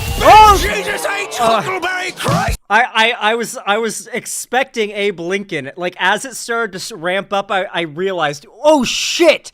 Abe Lincoln's coming, but no. I love the fucking the park system, because you know he invented the fucking national park, so that's great. Just riding it on a fucking moose. Oh, welcome. Instead of crutch. No one wants to fight about politics this much. You, Madam Red, White, and Pantsuit, don't let getting higher be the greatest thing you ever do. And you, baby back ribs up in heaven, try not to slide democracy straight to chapter 11. I've come here on the back of my musky antlered beast with a message for whichever one of you sucks the least. This government was founded on self-evident truths, so keep it of the people, by the people, for the people. Moose! Damn, okay. Okay, that was pretty fire. That was pretty fire. I think I would need like a few re-listens to like rate it in a tier list with the others, but the bars were heat, okay? Man, I had to resist pausing to explain some of the deep cuts and references here, but let's break this down, okay? Let's break this down lyrically, okay? So we start with Donald Trump taking the first bout, taking the first hit, all right? He's throwing the first punch, sorry. And let's break down his burns, all right? Let's see what he's referencing when he makes these. Let's see what he's talking about. Let's see what's up. I've got the best word plays. Ask my supporters. Obviously a reference to the fact that Trump is known as like a good public speaker. I disagree with this. I think that Trump actually just speaks to some of the dumbest, lowest common denominator in this country. That's my personal opinion, but hey, he does have a lot of supporters, and they do think he speaks well. I've got more disabilities than a New York Times reporter. So back in, it was either 2015 or 2014, Donald Trump had one of his first big scandals, which is when he started mocking a, I don't know, like, what disability the reporter had, but it was like cerebral palsy or something. Like, Trump started imitating him, and like Parkinson's. Yeah, it was like it's something like neurological, where it's like your physical body is affected by it, and he starts like imitating it in a really like overt, like schoolyard way, and starts like doing the most 4-year-old impression of like a disabled person as like an insult that he can think of. And it was just really, really, really mean. Like it was one of the first moments where people were like, man, this Trump guy doesn't fuck around. And for his supporters, it was like the moment they truly fell in love with him. It was I was right. It was cerebral palsy and not Parkinson's. Okay, I was right. I was originally correct about what the reporter had. Yeah, so he starts, like, badly imitating it and whatnot. And, of course, Trump still won because that moment was what showed his supporters that he is everything that they want, that he is willing to be just the biggest, most overt piece of shit and normalize. If the president can be this way on TV and the media and the anger over it is not enough to stop him, it means that they have carte blanche to be that way too. It's why there were so many hate crimes, like massive spike in hate crimes under Trump. The worst of the worst felt empowered by his rhetoric. You're a scam. Your whole nomination is a hoax. Your party is so pro-choice they abort. Okay, so your whole nomination is a hoax thing, almost certainly referencing the fact that Biden was low-key ousted. He was the presumptive nominee. He was the incumbent. There was no reason for the last 3 years to suspect he would not be running in 2024. And the entire Democratic Party was operating up until a few months ago like Biden would be the one running, and out of nowhere, really. But I guess it was really the debate that probably solidified it. It went from just being talking points in media to like an actual discussion was Biden's performance in the debate. They ousted him, and he did step down voluntarily, but he was essentially ousted from the nomination. And Kamala Harris was put in his place. I definitely have my own problems with that. I think it was a pretty like I think that honestly is one of the best examples of the way the Democrats are kind of scummy.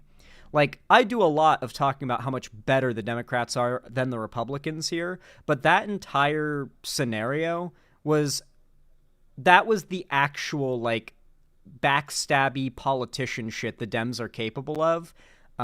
That makes them still politicians. You know what I mean? Like, they're better than the Republicans, but they're still politicians. They're still willing to play dirty. They're still in it for to win and all that. And that's what they did with Biden. And so, yeah, that's basically what that line reference. You're a scam. Your whole nomination is a hoax. Your party is so pro-choice, they aborted a state's right to vote. So this is an interesting attempt at a burn from Trump, the person playing Trump. He's referencing the fact that obviously Trump's Supreme Court picks axed Roe v. Wade, and Roe v. Wade protected federally the right to an abortion. And without Roe v. Wade, every individual state gets to decide whether or not abortion is legal, which sounds like the way Republicans frame it is they're giving states the right to decide whether or not it's legal. It's a states' rights thing, right? They do this a lot with these types of issues. They did it with slavery and the Civil War too back then. But they frame it as an issue of states' rights, like whether or not a state should have that right. But it should be an issue of people's rights. Like, a state should not have the right to take away its people's rights if that is what the majority of people in the state believe a small minority of people in that state deserve for whatever reason they decide. It's called tyranny of the majority. Like, if you just decide, like, if people in, say, Georgia decide they want to bring back the ability for businesses to racially discriminate in providing services, they could just do that. If those racists make up enough of the population, and that is unconstitutional, anti-American, but nonetheless, it would be doable if the states had the right to vote on it, right? And so conservatives try to defend the worst of the worst stuff by calling it a states' rights thing. They do it with slavery, they do it with taking away abortion rights, because when they can't defend it, they just defend the idea that the state should have the right to vote on it. Oh, here's an interesting conservative comment. A great example of black conservatives being, if this isn't just a white person, which 99% chance is, black conservatives being like the most id-pol brain-poisoned people out there. From young black economists, why do racist white leftists always use blacks in their examples? I guarantee you're a white person because you said blacks and not black people. And you're also pretending to be a conservative black person online. So, good one, buddy. Why do racist white leftists, why do they use black people to achieve their goals? It's like the goals are eliminating systemic racism. No, this is like a long-standing like topic. Who remembers, I'm actually curious, Minor Stunlock, who remembers We Are Not Your Shield? I am digging back to like 2015, 2016 right now. The anti-SJWs put together a video, a massive compilation, like a collaboration video call out of the woke SJWs on the left, where they got all of their token minority friends together to record clips of themselves saying, SJWs, we are not your shield. Because the narrative back then was that the SJWs were actually racists using social justice to hide that they're racist. And that was like the straw man of the left back then that was popular. And so, and Sean Head took part in this as well because she was like the bisexual representation. And Sean Head records her clip saying, we are not your shield. And it's basically a video of a bunch of conservative and anti-woke like black, trans, or gay people from back in 2016 recording clips of themselves for a big compilation video directed at left YouTube that you can't use black people or gay people or women as your shield to fight for your feminist agenda anymore. It was just the most like, dude, I don't know, that random troll commenter in YouTube chat just reminded me of that. And if you ever wonder why, like, I'm so quick to call out like the tokenization of minorities on the right, and I don't like, I guess, get scared of getting called racist for calling it out, I guess, because that is what they do. They'll call you racist. It's because I've seen this go down. Like they literally did like a video that was meant to be like, we're so not racist that we got a bunch of non-white straight male people to come together and say they agree with us, because that's how bad we need people to think that we're not all just a bunch of racist, sexist misogynists, you know? It's just like, okay, man. Okay. Got more disabilities than a New York Times reporter. You're a scam. Your whole nomination is a hoax. Your party is so pro-choice, they aborted a state's right to vote. Pencil-pushing pussy bows think you could scare me with prison? This is obviously a reference to the fact that Trump is now carrying several felonies and, he's gotten convictions and been found guilty of sexual assault. He's been found guilty of basically like fraud and with the whole like documents thing, trying to overturn the election and submitting fake electors, trying to get them to lie for him and get himself elected. Like he actually like outright tried to overturn the election using like false electors. Like that shit was insane. You know how like they vote to certify like a state's vote for the president? Trump was trying to get fake electors to change the results of state votes to make him win. This was found in court. You guys know that, right? Like, Trump just did that. So Trump is living up to his name, Teflon Don. Nothing sticks to him, no matter how many felonies and overt, like, attempts to destroy our country. Nothing sticks to him, because no judges are willing to be seen as biased against the Republicans, which means no real justice gets to be done. But that's a reference to. Get your mugshot and your mugshot, then come talk to me about convictions. You're the radical left. You should be embarrassed. The way you divide our country, I'll call you Camel Toe Harris. Yeah. So, Trump's talking points for a while now has been the idea that like Biden and now Harris divide the country because there are a lot of people who do not support him now, and so I guess that's creating division. Mind you, he is the guy who originally was talked about as the one who constantly created division. He is the one who talks about the enemy within that needs to have the military turned against it and destroyed. When he talks about the enemy within, he's specified he means those that would like protest his victory if he won. Mind you, protesting a presidential outcome is not illegal or bad. That's not an insurrection. Storming the Capitol is, however. And of course, in talking about the division, there being like a split, I guess it's reminiscent of a camel toe, which is when fabric, clings to a vagina and makes sort of like a camel toe shaped imprint. And he calls her that here because this is a famous reference to Trump's sexism. Trump cannot insult a woman without the insult having something to do with that woman being a woman. This is famously the case. Look back at Trump's entire political history, and it is evident. Your inflation's got our nation clipping coupon. This is Trump kind of falling on one of his most frequently used and probably strongest points with voters, and that being the economy under his presidency. During his presidency, the economy was very good. It wasn't because of any policy that Trump put into place that they could actually name and explain what it did to improve the economy. None of them actually can. None of them can even explain how any of Biden or Kamala's policies are harming the economy. And in fact, when the economy was experiencing unprecedented levels of growth for 3 years up until the conflict started recently, and it's still growing, but nowhere near at that rate, the Republicans and mainstream left-wing media buried that shit. I might be one of the only sources of news most of you even heard about, like the economic milestones we were making in recovery through Bidenomics over the last 4 years.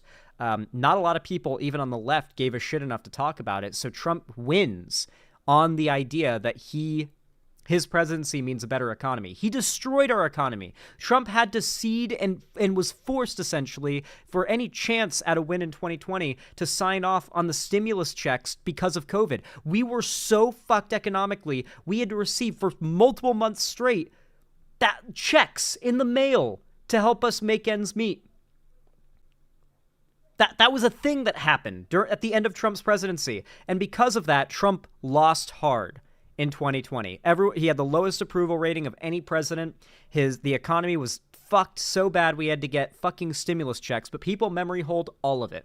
And now Trump has the strongest, like most voters, like the vast majority of voters, trust Trump more on the economy, which is genuinely insane, but they do. While it's leaking worse than a wet lab in Wuhan. Reference to Trump claiming that COVID came from a lab in Wuhan, China. I had every American's 401k thriving. Stock market's higher than the planes full of migrants you fly in and don't.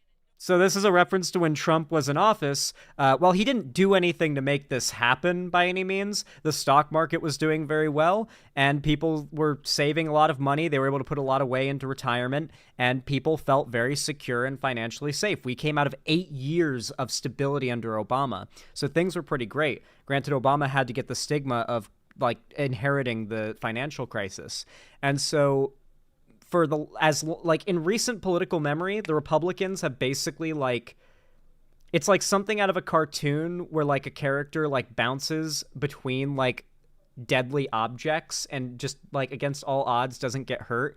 Like the Republicans have been narrowly escaping presiding over the consequences of their policy, passing it on effectively to the Democrats. And then the Democrats fix things, are forced to take the brunt of the bad look of Republican policy. Then Republicans inherit the fixed economy, take all the credit, destroy it in time for the next Democrat to come along. And it's usually like the economy starts crashing right towards the end of that Republican presidency, enough that it's like motivation enough to get a Democrat in office because the economy's bad and people want to try something new to maybe make the economy better. But then the economy inevitably gets worse because the crash was just starting. The Democrat takes office, and day one of the president being elected, a bunch of Americans think that things should start changing, right? A lot of people don't even wait till Inauguration Day to start judging the president-elect. Don't even try to deny the cognitive decline you were hiding. Prop it up, Joe, like it was Wicked and Biden. I'm here to...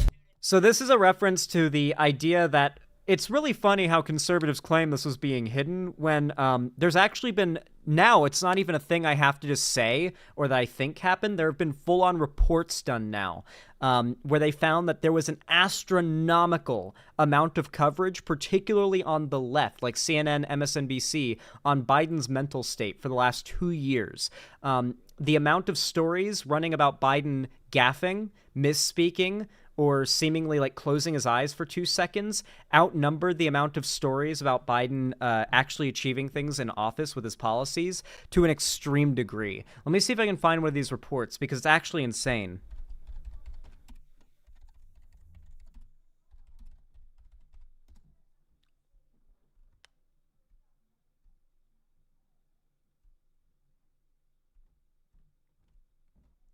Oh, I wonder if I can find this report. I was reading it the other day. It might be in my like internet history. I might be able to find it there.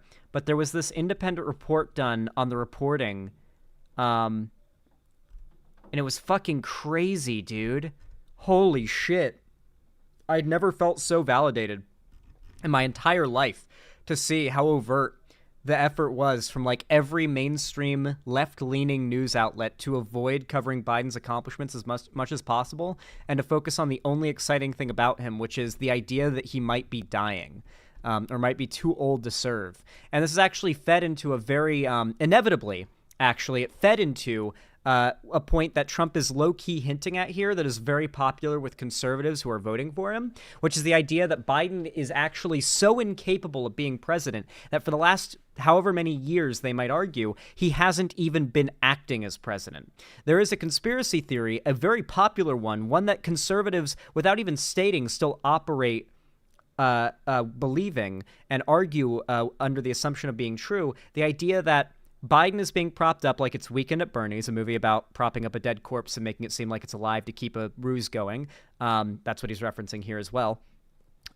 This idea has been used by Republicans to argue, why hasn't Kamala done this? Why hasn't Kamala done that? Why hasn't Kamala done this or that or this or that?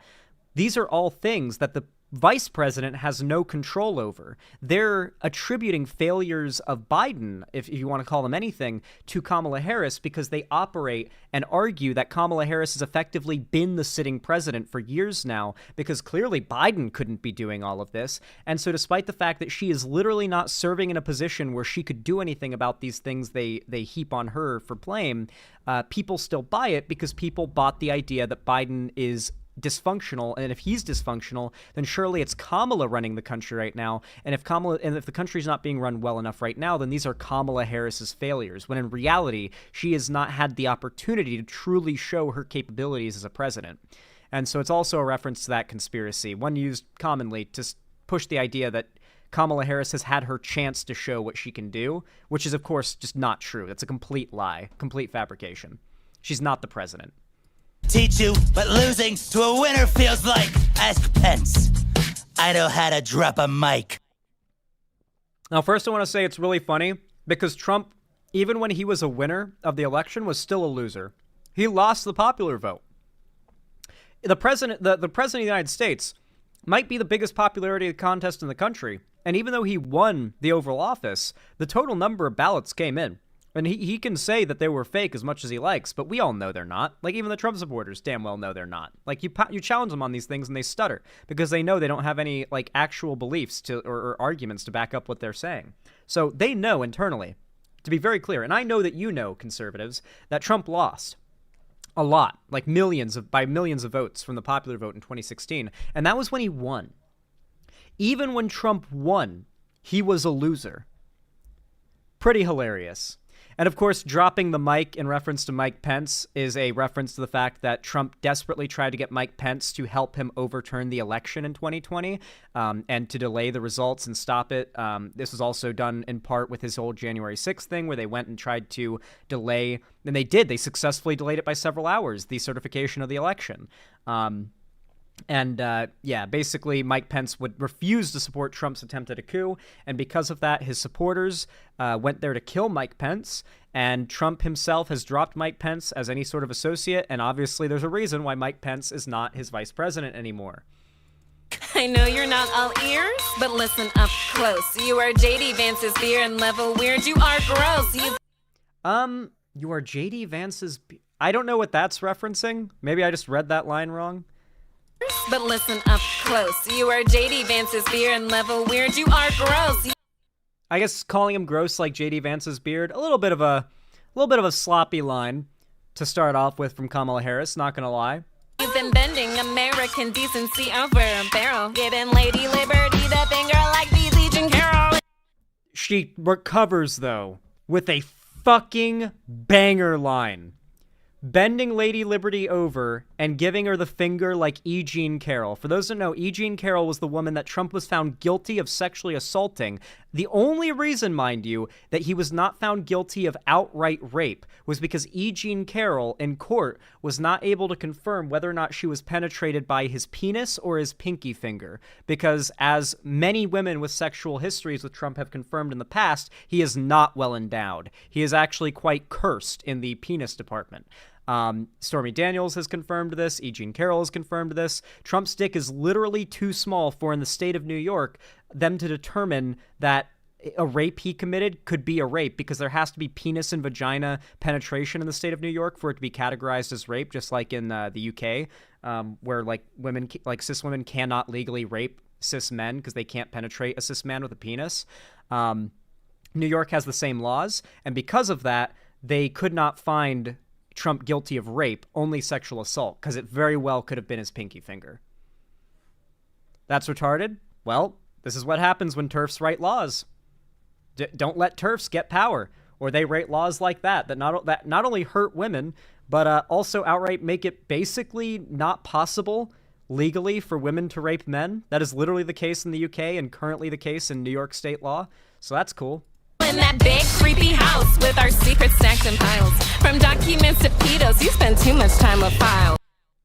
Banger line because it's a double burn. A double burn. So on one front, making fun of Trump's associations with Jeffrey Epstein, something that the Republicans have desperately memory hold because they attack Biden, Clinton, Harris, they make up associations with Epstein for any progressive they can think of. Yet Donald Trump has one of the most storied and provable pictures of him and Epstein and Ghislaine Maxwell.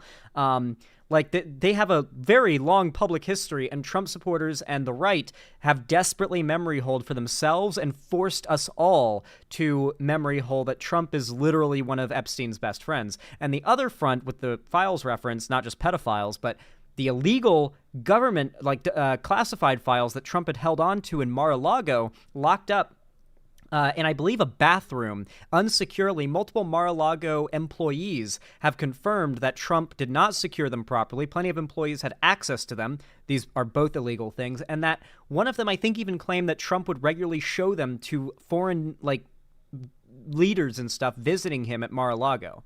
So, yeah, pretty bad. Having sleepovers with Laura Loomer? What's going on with your I think, did Trump, like, have an affair with Laura Loomer? Wouldn't surprise me, but I guess that's what that would be referencing. I know Laura Loomer is a conservative pundit that has done a lot of, like, shilling for Trump. Just one of those, like, bimbos from the Midwest that they, like, print in a factory to, like, make conservative propaganda. That's my best understanding.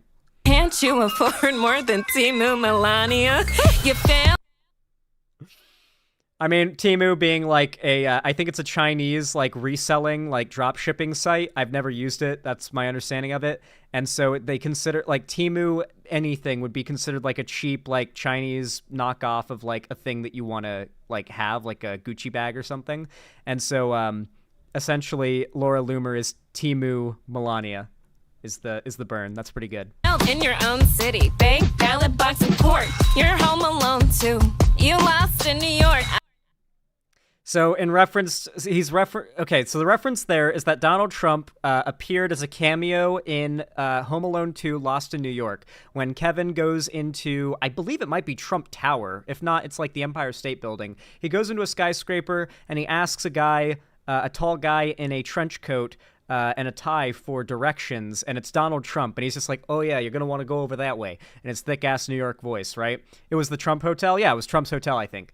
And Trump himself is there. It's like back then Donald Trump was really famous and beloved in the realm of like celebritydom, and so he was as a cameo. The fact that he went into the famous Trump Hotel and then saw Trump, didn't recognize him, asked Trump where to go, and then Trump gave him directions. That's supposed to be like, it's supposed to be like one of those poorly aged moments, like when a sitcom like 10 years ago brought in Elon Musk as like the genius guest actor for the episode, and now you look back at it 10 years later and it's like giga cringe, and it's going to be like one of the most embarrassing things ever in like even more years into the future.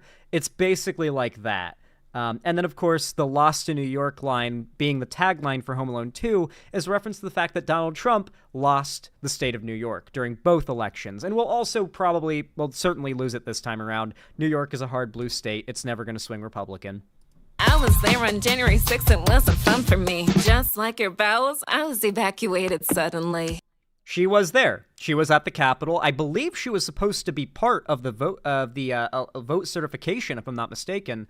Once again, January 6th wasn't just a show of force to take over the Capitol on a random given day. He specifically had them attack the Capitol on the day of the election certification. They were in the Capitol certifying the election, and he sent them there to disrupt it and stop it. And they came there, many of them loudly indicating their intent to kill politicians, from Pence to many others. In fact, AOC and Kamala Harris, the day before J6, pipe bombs were found planted outside of their offices. We've never gotten a follow-up on that, by the way. Conservatives reference that like it's suspicious, like oh, I guess that was nothing. We never got a follow-up on that. Suspicious. Like, what are you talking about, dog? Yeah. Someone planted pipe bombs around progressive politicians' offices, and you're like pretending like it must have been a plant or something done by the government, and surely no conservative would ever do that. Okay, man. Anyway, that's what that's referencing. You are history's least hopeful, presidential hopeful, mood swinging wildly like stock and truth social. So this is a reference to the fact that Trump has obviously been, in a pretty rough spot lately, having really odd moments, like the dancing on stage thing and all that, kind of going oddly more mask off than ever, and it's hard to tell if he's losing his grip or if he is just going all in. And of course, compares that to Truth Social stock. Truth Social is Trump's independent social media platform, and its stock is in a real bad place. It's failing spectacularly. I'm here to build bridges from Texas to Niagara Falls. I'm presuming this is a reference to Biden and Kamala Harris's massive infrastructure funding initiative. For those who don't know, Kamala Harris, well, it was mostly Biden, but obviously Kamala Harris, Biden gives Kamala some credit and Kamala takes some credit on them passing a big infrastructure funding thing where they, bridges, roads, that kind of thing, getting funded, repaired, built, that kind of thing. So probably a reference to that. She's even got better. Wow! I hope you. Walz infrastructure, Tim Walz, good joke. And that was obviously Biden. Also, look at Trump's dumpy. Wrote that commie crap in red because you're taking a huge loss. In writing that commie crap in red because commie red, but also when you write something in red, it means that like you took a loss, you're losing money, like you're in the red, right? Pretty good burn. Ending worse for you than Afghanistan did for your boss. So this is a reference to Biden pulling out of Afghanistan. Mind you, by the way, people give me so much shit for like a year plus now for being like too easy on Biden or whatever. Mind you, the one time where I would say the most hate for a political take I've ever gotten was for criticizing how Biden handled pulling out of Afghanistan. And this is actually a valid point of attack. Biden essentially pulled the same thing Trump did on the Kurds by pulling out of Syria. Basically the same fucking thing. I will hear no one argue it's not the same situation. Biden fucked the Afghan people. He fucked those people. Left them to the Taliban. Now they are fucked. It was like the people didn't want it. The polling showed the people of Afghanistan didn't want the U.S. pulling out. We had 12 people on the ground in Afghanistan, and all they were doing was training troops in Kabul, and they acted as a deterrent because if the Taliban killed a U.S. soldier on Afghanistan soil, then America would come in like, America, fuck yeah, coming again to save the motherfucking day, yeah. And then, of course, there's that famous image of thousands of people trying to climb onto cargo planes evacuating the country. It was horribly handled. To be fair, I'm pretty sure Trump started the Afghanistan pullout, and it was so popular with Americans, despite it being so unpopular with Afghan citizens, that Biden was essentially forced to pull out. I may be wrong here, but did Trump not initiate the Afghanistan pullout? I could have sworn that was a Trump thing and not a Biden thing. I could have sworn Trump, started that. And it was just so popular that Biden had no choice but to go through with it. But maybe I'm wrong? I think so. Yes, he did. Please Google it and make sure. Don't let me operate on that false assumption because my memory is not perfect. But that is how I remember it going. But yeah, that is still a good burn. And handed you everything you ever did. You couldn't make your own way. Couldn't even make your own kids. So I guess obviously the point being that Biden cannot... Biden gave her position, and without Biden, she wouldn't be where she is now. And then references her not making her own kids. Did she adopt her kids or something?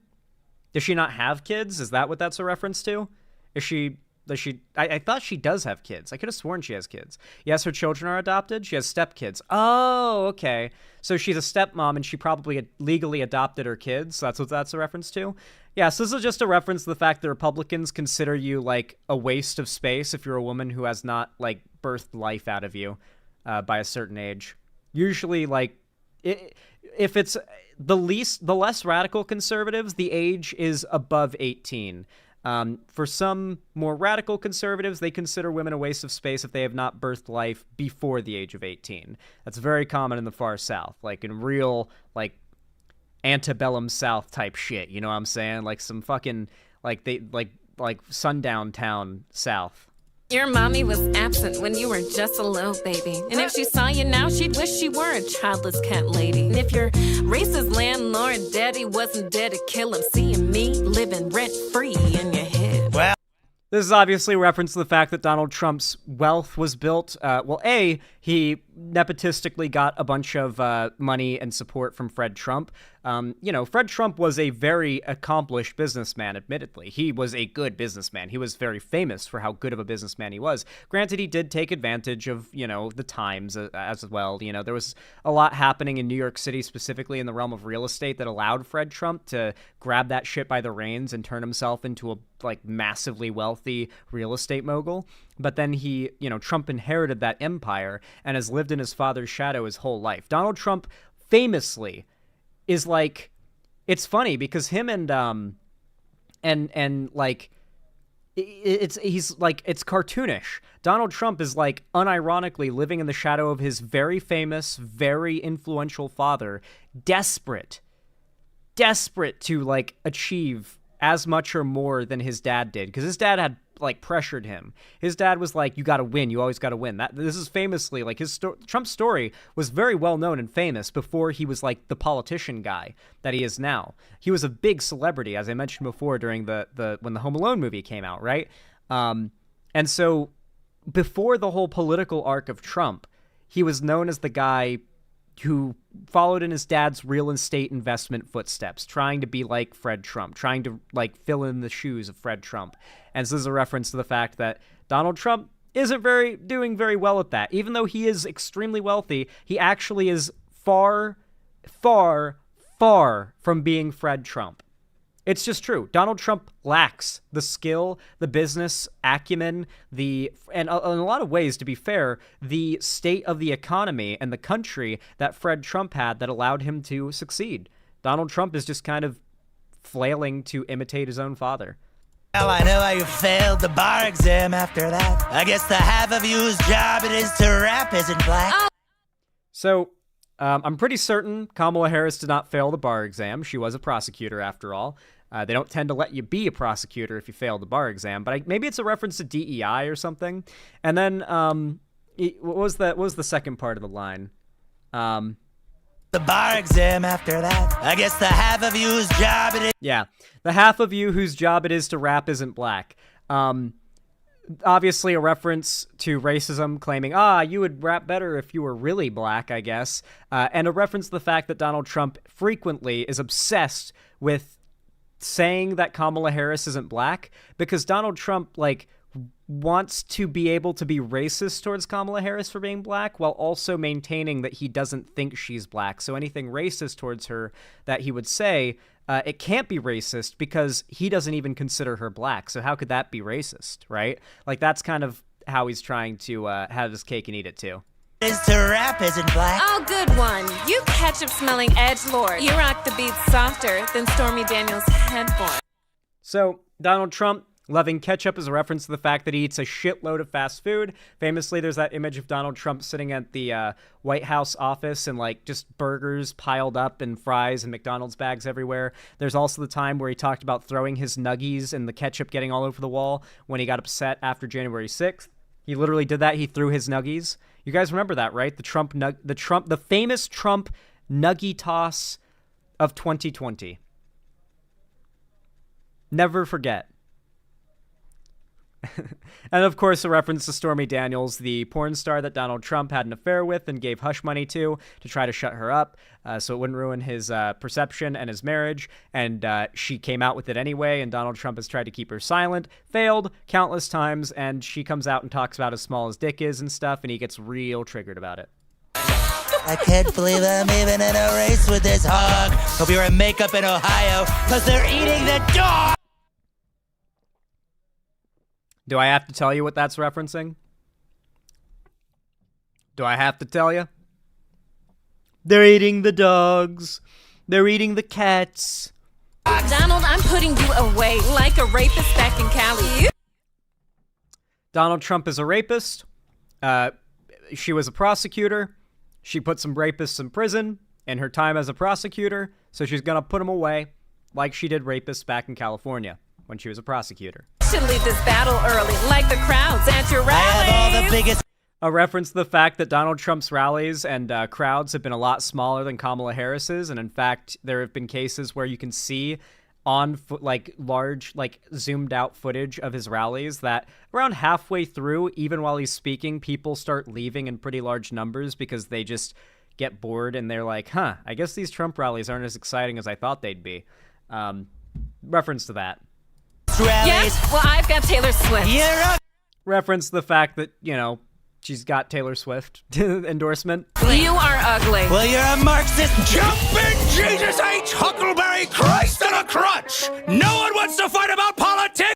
Okay, so Teddy Roosevelt shows up, and he's riding a moose, and he's flying over the mountains and the forest because he was one of the main establishers of the national park system. The reason why there is land in this country that is protected by the federal government that we will forever, there is severe fines or prison time for destroying or harming, which is important because we want to protect this landscape for generations, and that was Teddy Roosevelt's goal.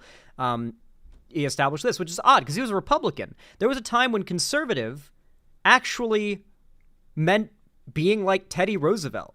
There was a lot of idea around like trying to preserve the old school rough and tough, like conservatism was for an older time of rough and tough life, going out and hunting, enjoying nature, being a real man in like the most traditional way, like even more than what conservatives push for now. And so the idea of the American frontier being plowed over and turned into highways and cities and towns was just not a very like appealing idea even to conservatives at the time. And so there was a lot of popularity like for the national park system, and now today it's one of the most beloved areas of government that's ever existed. And so he rides in on his moose, and obviously he's coming in, and as a Republican, I believe Teddy Roosevelt was a Republican, right? Not mistaken here? Been a long... I wasn't around for that there election, I tell you what, so I might be mistaken, but I'm pretty sure he was a Republican. So despite being a Republican, he's coming in, and as usual, just like with Lincoln, who's also a Republican, he comes in and he's like, oh God, the Republican candidate of today is so bad. You know what I mean? And so it's like a what has politics come to thing, but also I clearly support the Democrat. That's how they always deal with these. It's this mod! You! Madam Red! That is true. Teddy did form his own party, basically. Like, he was a Republican initially. You're right. I apologize, Gun Invalid. I remember that. Yeah, he was a Republican, then he started his own progressive party, the Bull Moose Party. Yep, which is perfect for him riding the moose. Yep, you guys got it. It's a reference to the Bull Moose Party. There we go. Dude, this is so good. We're finding all the little deep cuts and references in these lyrics. This is well made. This is well made. White and pantsuit! Don't let getting higher be the greatest thing you ever do! And basically telling her, fucking win. Please win. Don't let getting hired as vice president be the best thing you ever do. Win the presidency and become the president, please. Obviously, he wants her to win. The epic rap battles of history, people are progressive. They want the Democrat to win every time, obviously. They're not insane. you! Baby back ribs up in heaven! Try not to slide democracy straight to Chapter 11! Trump has, like, many times had to file Chapter 11 bankruptcy, and so this is a reference to the fact that despite Donald Trump being constantly credited as being amazing at business, he's filed for bankruptcy a shit ton. And Trump supporters will respond to you bringing this up by saying, well, filing for Chapter 11 bankruptcy is actually smart. Or is it Chapter 7? No, or Chapter 5, I don't know. Whatever. It's a reference to him filing for bankruptcy, I'm pretty sure. And Trump supporters will say, well, he filed for bankruptcy. That's actually a smart thing to do. It's like, no, it's not. If Donald Trump is this, like, insane, amazing businessman who's going to fix the country and run the country like it's a company that's going to succeed in everything, why are so many of his companies forced into bankruptcy? Why does he have to call it quits and take the money and run for so many of his business ventures if he's such a great businessman? Because he's actually really not. He's really not. Even among other real estate moguls like Trump, the amount that he's filed for bankruptcy is not normal. He inherited an empire, and he is lacklusterly keeping it running, and it is constantly losing strength, losing the luster and grandeur that Fred Trump built for him. I've come here on the back of my musky antlered beast with a message for whichever one of you talks the least. This government was founded on self-evident truths, so keep it of the people, by the people, for the people. Constitution. And of course, the Bull Moose Party. What a great goddamn epic rap battle of history. It goes hard, dude. It goes hard. It really does. I feel like we were able to break down all the references and the deep cuts here quite well. I apologize it took so long, but there's a lot to talk about here. Every line is a reference to a policy or a scandal or something that was, like, I covered in politics at one point. I'm surprised I didn't have to Google anything. I was surprised I didn't have to Google anything, and that almost every reference I knew what it was about off the top of my head. So that's pretty cool. That's nice. Xander Hall, you missed one deep cut. The Walls line is also a diss to Trump's walls. Oh, yeah, you're right. Because Tim Walz... Oh, yeah. It's both... It's a reference to Tim Walz, to the infrastructure bill, and to Trump's failure at building the wall. Ah, you You're right. I totally missed that. Okay, well, at least we picked up on that one. That's good. That's good. Anyway, with all of that said, if you enjoyed this video, found it entertaining, or even educational, then please consider dropping a like. Every single thumbs up goes a long way to boost the channel and the algorithm and really does help a ton, and I really do appreciate it. And of course, if you haven't already, you can comment down below too, as it actually compounds the benefit of hitting like, and I also get to read your nice things that you have to say about my videos. I like doing that. And if you have constructive criticism, like, I don't know, like, if there's an issue with the audio or the video, especially, if it's like an objective problem like that, let me know so I know to fix it.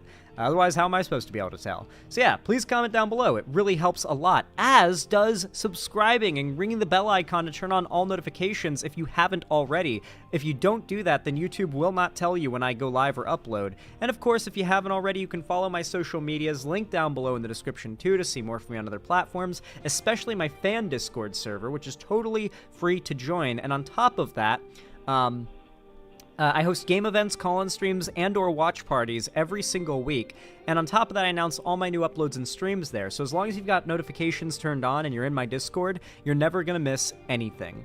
And finally, if you really want to support me directly and you want to, you can afford it and you feel like going the extra mile, then consider donating, subscribing, or gifting a sub on my website, xanderhall.com/live, or supporting me financially through YouTube, Twitch, Streamlabs, StreamElements, Patreon, or buying some merch to the Streamlabs link down below. But with all that said, thank you so much for watching.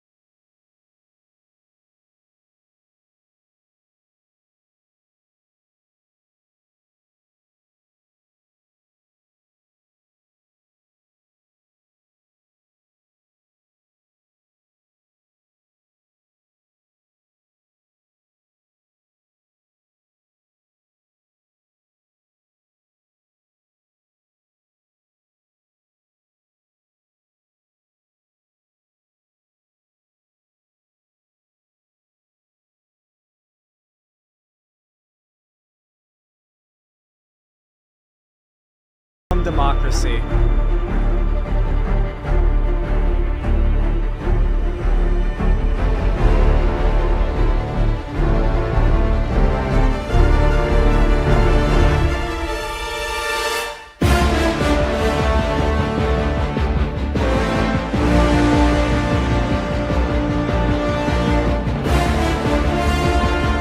Game OST.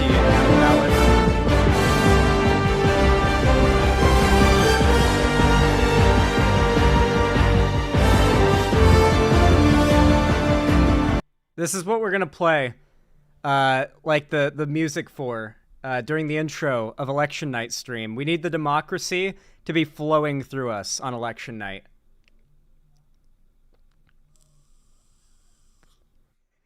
God, I love managed democracy. Happy Liberty Day, Zan. Do you plan to see the mandatory Liberty Parade? Yes, I will be logging into Helldivers 2 tonight. You better believe it. Gonna be playing some Helldivers 2 tonight, and then if I can, squeezing in a bit of Stardew, but it'll probably be a Helldivers 2 night for me. Zan, have you ever listened to the Hang 'em High theme? I highly recommend it. No, I haven't. Zan, you should do a segi on how much the conservative Cocomelon copes once Kamala wins. For sure. Social constructs is a social construct. The concept of social constructs is indeed a social construct. You're not wrong. You're not incorrect. You're not lying. No lie detected. All right.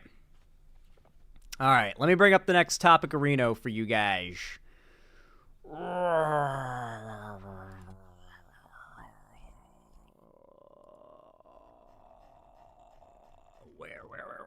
Okay. Should be in here. I think I got it saved. Yes. This is Michael Popok. Pog. Thank you, YouTube. I didn't want that to not play, and I didn't want to pause that at all. Even all 500 times I clicked the pause button while you auto-played the video. Thanks, YouTube. Always knowing what the user wants. Anyway. As I was about to say... You all know what to do when I say action, right? 3, 2, 1, action. Well, guys, apparently there's some big news that's come out today in regards to Donald Trump getting hacked. Like, apparently his campaign was hacked or something? I haven't looked deep into this story myself yet, but people have been requesting that I cover it, and I went ahead and set it aside, and I was like, alright, let's see if it's interesting. This is a Midas Touch video. Now, I don't hate Midas Touch, but I do think that while they're playing the YouTube game, a lot of their coverage is, like, it feels a bit inflated for time. And if you're just watching it for the entertainment and, like, news aspect of it, it's fine. That's even ideal for them. But if I'm trying to get, like, news coverage to commentate on, it's not ideal. So I usually don't do clips from Midas Touch on stream, you know? However, this one, I did scan a little bit, and it looks good. It seems like it's just some solid, like, reporting on the situation. So I'm going to go ahead and give it a pass here.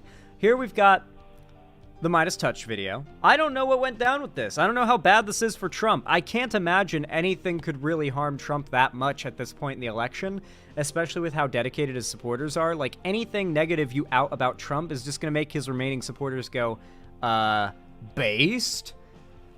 Base department? That's how his supporters go when you expose anything awful about him. So we'll see if it's anything really all that severe, or maybe it's going to be a speed bump for Trump and Elon in their attempts to get into office. Because if you don't know, Trump has promised Elon a place in government if he wins the election. So it's not just about Trump winning the election. Elon is also essentially trying to win the election too. So let's hop right in and see what this is all about. For Legal AF and the Midas Touch Network. Now, here's some election fraud we can all get behind. It appears that Donald Trump's campaign and Elon Musk and his hundreds of millions of dollars have been hacked by... Zan, I forgot. What's your thoughts on the Washington Post? The Washington Post can, like, basically, like, get deep-dicked for all I care. I low-key hate the Washington Post. Aren't they in, like, some deep shit right now for being awful? Every time I try to read something from the Washington Post, I get hit with, like, pay us to read this. So, There's my opinion. Their own vote canvassers and door knockers who are supposed to be being paid by the door to get out the vote in the battleground states, but have figured out a way using GPS spoofing, we'll talk about that in a minute, to sit in the comfort of their local Starbucks, get paid for knocking on doors they didn't knock on. And dude, how are you going to be a Trump supporter and want this dude to win? But then you you sign up to canvass and then you fake canvassing to get a free paycheck from the guy you want to win. You know, to be fair, the fact that Trump attracts like-minded people, those that don't care about anyone else and will do anything to get ahead for themselves, like selfish narcissist type people, no wonder Trump hasn't won an election since 2016 when you consider the fact that his own supporters can't be mobilized to do anything that isn't just for themselves. If there's any way they could sabotage Trump for their own well-being, they would. We talk about them like they're sycophantic, worshippers of Trump, but that's not really the case. They're just a lot like Trump, and they see a lot of themselves in Trump. If they could fuck over Trump for themselves to benefit, they would in a heartbeat. They don't actually worship him or consider him a god. They just do in the sense that him being in power means their behavior, their ideas, their beliefs get enforced by the federal government, and they get normalized by the president engaging in behavior that was once considered beyond taboo. And as a result, you've got, according to the campaign itself and Elon Musk itself, you have at least 30% of the people who were supposed to have been contacted by these door knockers in Arizona and Nevada, at least, not having been contacted. Yet the canvassers being paid by the Musk campaign. We're down to just a couple of weeks left in the campaign. This is no time for a major misstep like wasting 30% of your money and also checking off in your log somebody. Dude, I don't even know what the Trump campaign could do about this, though, right? They need canvassers. Canvassing in the final weeks is so important. They need canvassers. They have to pay their canvassers. So, what can they even do? Can they, all they could really do is try to hire software engineers to fix this issue with their GPS spoofing. But you can always spoof a GPS location. It's really easy. I used to do it for Pokemon Go. Back when I was a kid, I would cheat in Pokemon Go, by the way. I would use GPS spoofer to, go to other countries that I couldn't go to physically. But yeah, it's pretty easy to do. So they just have to stop using GPS to verify the canvassers doing their work, I guess. I don't know what their solution could be here. They're just kind of getting played, and they have no choice but to either keep taking that loss and letting those people do that, or to stop their canvassing op, I guess. They can't stop canvassing. They need canvassers. That's important. Left or right, you need to be canvassing in these final weeks. It's massively vital. People don't forget shit they were told in these final weeks before the election, but they will forget shit that a canvasser told them 3 or 6 months ago. Some voter that you thought was actually contacted who was not contacted because somebody went for a double cappuccino at Starbucks. Now, let me show you there, so you don't think I'm making it up, that we have the receipts. We have a video that's gone around the internet that shows you exactly, or shows an actual canvasser or door knocker hired by Elon Musk how to fake the actual door knock using GPS spoofing technology. And listen to, when you listen to this video, listen to how just sort of... It's not GPS spoofing technology. It's an app. You just download an app and you just put in a location and click it, and it makes your phone GPS think you're there. And if that's being tracked, then whatever app is tracking it would see you as in that location. Kind of weary and nonchalant the guy is in teaching the hack. Well, then you just kind of push this button here, and then you go back to the other app, and then you plug in the house number, and then What's funny about it is, do you think they were using a GPS spoofer that was just teleporting them to every address, or were they using in a coffee shop using a GPS spoofer with the ability to walk around with a joystick type thing? Because some apps have that. So the smart way would be to spoof your location by faking steps and walking to each house, because then your GPS, it's indistinguishable. But if they're doing it the lazy way and just teleporting their GPS to every address that they're supposed to knock on, then it's really easy to catch them spoofing their GPS that way. But if they're in a coffee shop playing the GPS location like a video game, that's hard to prove. That's hard to it's hard to prove it's happening, and B, it's hard to prove someone did it to like ban them from the canvassing op because you view them as just like a money sink. Then you get your coffee, and that's how you hack and get paid. Election interference, I can get behind. Let's roll the video. All right, so here we get after you log in, you're going to click a walk book. I'm going to show you. So, you got a list like this when you log in. You just click whatever. And then, the house is going to be like this. You got to knock all the orange houses. These are all these numbers are houses you got to complete. So, if you just go here, this location changer, I love how like Trump canvassers, you can just tell from the map here, they're knocking on like $1 million houses. You notice that, right? Like they're like the area where they have set to canvas is in this brick of green, and if you know what that is from the sky, it's golf courses. They're golf courses. These are houses that are like $1 million houses plus on golf course land. Like that is the wealthiest area in that city. Those are the doors the canvassers are knocking on to get votes for Trump. Interesting. The way I do it is I just memorize, where the house is at. So. Yeah, look at those golf courses. Look at those golf courses. Yeah, these are $1 million houses. You can tell from their size. And these golf courses, like this is the rich people part of the city. You can see it from the sky, bro. These houses down here looks the same way on the map. So, you just move that shit over there. Or you could type the address in, but this is way faster. See? So I just move. They are just teleporting there. Yeah, this is easy to catch, actually. They just have to check for people that are popping around locations on the GPS.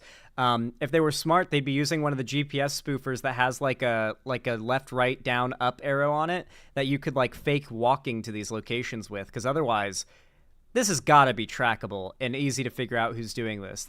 There's no way within like 2 days they can't solve this problem unless they start doing it the way I described, in which case it would probably be unsolvable if they did it like that. Other house is right there. Change my location right there. And so here's the part where you need where it matters. So you click the house. You want to do not home for about 5 houses. So you click the not home shit. Left literature. Boom. Hey chat, how awful would it be if you guys signed up to canvass for Donald Trump and then used a GPS spoofer to fake canvassing and not actually do it while marking off places that they would have otherwise door knocked and then to collect a paycheck for it? Wouldn't that be awful to do, guys? You guys should not do that. That would be so fucked up to enrich yourselves off of harming Trump's campaign, and it's as simple as signing up for the canvassing ops for Trump and like using an app on your phone to fake your location, ideally one that uses a like touchpad to let you walk around places. Man, you guys really shouldn't do that because it would be easy money and it would really hurt Trump's campaign. It's really wrong and a bad thing to do, and I could never, ever endorse that behavior, and I could never recommend you guys do that. I hope none of you, not a single one, dares to engage in such an immoral act against such a good man like Donald Trump. Never. Don't even consider it, chat. Don't even think about doing that. Not even a little. Okay. And then you want to put a survey in. So this is the survey. So you click available for survey. This is what I do. I click definitely yes. Donald Trump, early vote, no, and survey. So it's pretty much that simple. So and then you go, you just keep bouncing between houses, and you don't want to go too fast. You want to make it look as realistic. Now that's going around the internet, but more particularly, it's going around all the people that are hired by Musk's America PAC. wasting its money. Thank you. Every dollar that's spent on something they thought happened that didn't happen is one more dollar advantage to Kamala Harris. Now, Elon Musk, first of all, I'm on notice. I'm putting everybody on notice that I believe that this may have been the straw that broke the camel's back. Finally, this would be the undoing of Donald Trump. This last-minute decision to effectively outsource to Elon Musk the entirety of Donald Trump's get out the vote. I don't necessarily think that's the case. Donald Trump and his campaign wouldn't have handled it any better. I think this is just a great example of how those among Trump's own supporters see an opportunity to help him get elected as an opportunity to enrich themselves. And if it hurts Trump, they don't care if it makes them money. Just seems that way. You know, it's just, this is what happens when your political campaign markets itself to narcissists and losers like-minded to Trump. People will do this type of stuff within your supporter base. That's just how it is. Vote campaign in battleground states. There's no other way to put it. Donald Trump thinks he can buy himself an election, and Elon Musk thinks he can buy himself a president. And I'll talk about that in a minute. The reasons why Elon Musk wants to buy a president for his own net worth value, his own. He's also promised a position in government, which allows him to have input on how government, regulates his businesses, and it can affect his bottom line in a lot of ways. Fortune purposes. Get rid of the SEC, get rid of the IRS, get rid of the State Department, get rid of the Department of Defense, and let Elon Musk just do whatever the heck he wants. We'll talk about that in a minute. But that unholy alliance is starting to pay dividends for democracy because Elon Musk doesn't know what he's doing. I don't know how to put this any better. I've seen the Cybertruck. I also don't think he knows what he's doing. I know people that own Teslas. Dude, seeing all the Teslas and Cybertrucks flooded in Florida after Hurricane Helene and Milton is fucking crazy, dude. Those things, they don't run on water, or they aren't like aquatic like Elon promised they would be. They get all kinds of fucked up by hurricanes. I've never been that impressed, but at least he knows how to. Apparently, a bunch of Teslas caught fire and exploded too. By the way, a lot of different Tesla vehicles caught fire and exploded because of the flooding and the hurricanes in Florida. That was that was pretty funny. Build a truck and apparently knows how to put a rocket, towards Mars. But running an election, the guy voted for the first time, I think 4 years ago. And in the last 20 days, you just throw the key. Oh, say goodbye to NASA forever, dude. If Elon gets, or if Trump gets elected and Elon gets put in government, they will do everything in their power to destroy NASA and finally finish off privatizing all of space exploration and space industry in America. They, oh God, absolutely no public space exploration ever again if Trump wins, because Biden's whole thing, or not Biden, fucking Elon's whole thing is he wants, he benefits from the privatization of that sector. So no NASA, no further working together with other countries to do another ISS, all privatized, all private industry. That is the future of American space travel if Trump wins, because that's Elon's goal. Keys to your entire get out the vote drive to a guy who's never gotten out the vote before. I mean, I know Donald Trump, the vast majority of all of his businesses have failed. All of them. Trump Steaks, Trump Airlines, Trump Ties, infomercials, phone cards, you name it. You got to remember, Trump's not this savvy businessman he's made out to be. He inherited his father's empire, and it was such a massive empire that it's easy for him to fail at it and still be so much more successful than anyone else that he looks like he's winning. But he's actually just failing. He's not a good businessman, it turns out. He's really not. If you deep dive into that shit, he's not all that impressive. He inherited a lot, but he's actually just kind of weakening that empire that he inherited from his father. Casinos all failed. The only thing that's ever been reasonably successful is his time on The Celebrity, and he didn't completely own that show. And that's about it. And a couple of projects he inherited from his father, and then throwing his name on a bunch of things in the Arab world. That's sort of Donald Trump's business record. Elon, so I know he's enamored with, people that can do something like in an entrepreneurial way, and Elon Musk seems to fit the bill. But Elon Musk is terrible when he's not in his own wheelhouse, when he's not talking about a car or a rocket, and he's trying to run a social media platform. Man, I used to think this too. I used to think Elon had an area in which he could speak and sound like he knows what he's talking about, but he really doesn't. Elon's not an engineer. He's not a scientist. He's not, like, there is nothing, not even the realm of business, is he an expert on it. He's not an expert at anything. There's nothing he can speak about and sound like he knows what he's talking about. Elon doesn't have a wheelhouse. He doesn't. His only wheelhouse is lying and overpromising. That is literally how he got to where he is today. And now with the whole like right-wing spiral and the fact that more and more people are starting to realize that he's a liar and overpromiser, he's losing that. Elon's pivot towards being a right-wing pundit is partially to keep his relevance. Elon was slowly but surely losing that perception as like the modern-day Iron Man with every new overhyped release of his products. A company as overvalued as Tesla, for example, can only lie and not deliver so much before people start to stop overvaluing it. SpaceX, for example, can only lie about how long until we go to Mars before people start to be like, is this guy really like for real? Because we were supposed to be on Mars like over a decade ago now, according to him. You know, it's like, it's getting a little insane how long it's been delayed. But what can I say? People still love him, at least in some capacity. Platform, which is the closest equivalent to a voter campaign, he's done terribly. He's done worse than Truth Social. But Donald Trump is desperate because he never had a ground game. You know, while Donald Trump and all of his sleeper cell of crazies have been trying to worm their way into election offices and canvassing boards and election boards, the Democrats are doing the ground game. Biden was doing the ground game. It inherited from Obama.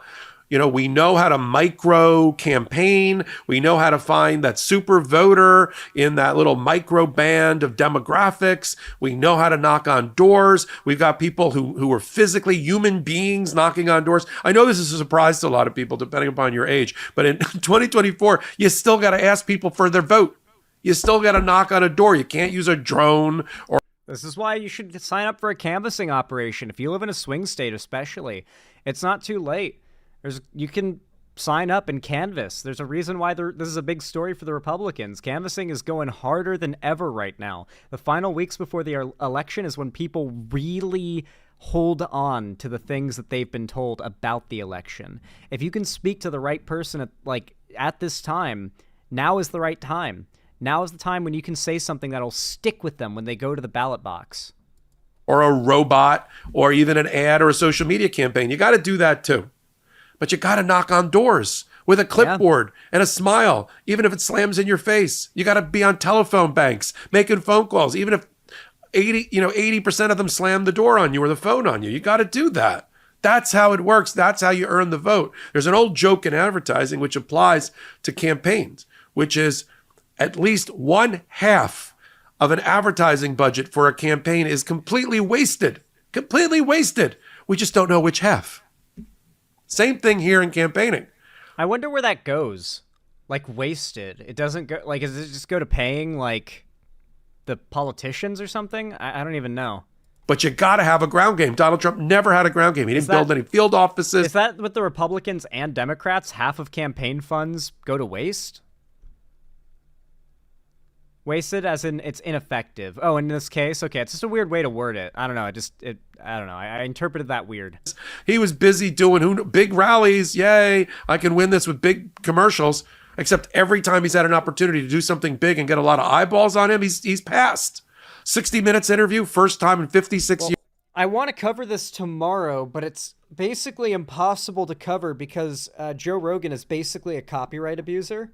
Like outright, basically a copyright abuser. If you cover, no matter how transformative, any Joe Rogan stuff, he will auto-claim your stuff, and you have to dispute it with his team through YouTube, and maybe even go to court if you want to not have it be suppressed, demonetized, or even get a strike for reacting to his stuff. So Donald Trump went on Joe Rogan, and I would love to cover it, but every time I've ever covered Joe Rogan, the videos themselves get blocked worldwide because Joe Rogan and his team copyright strike anything that uses his content. Mind you, using someone else's IP is still allowed as long as it counts as transformative.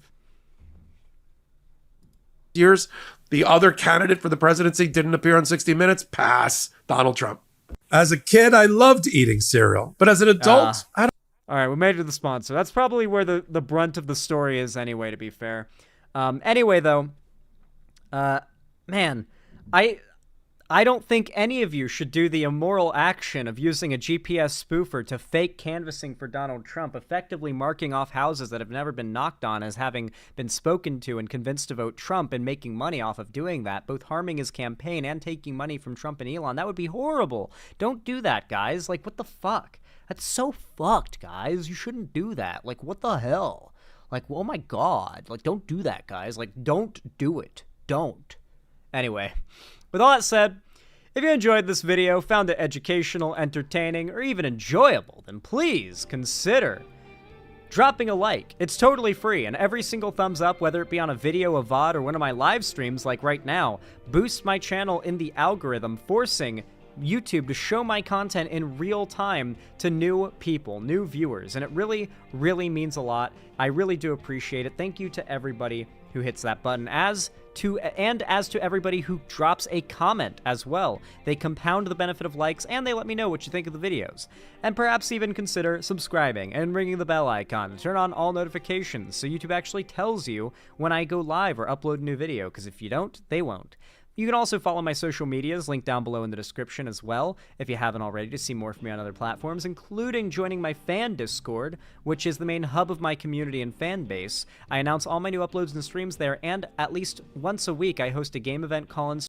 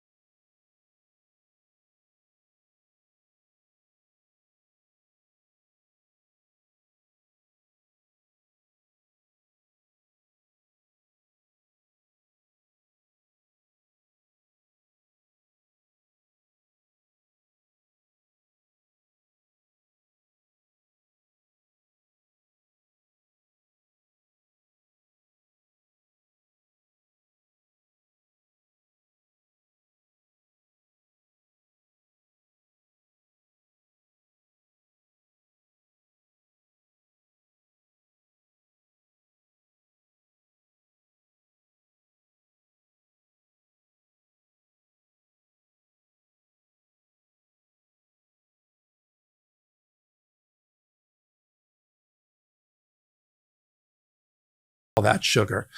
Thanks, YouTube. I wanted that to play on its own. Dude, Google and YouTube as a whole have just gotten progressively worse and worse and worse.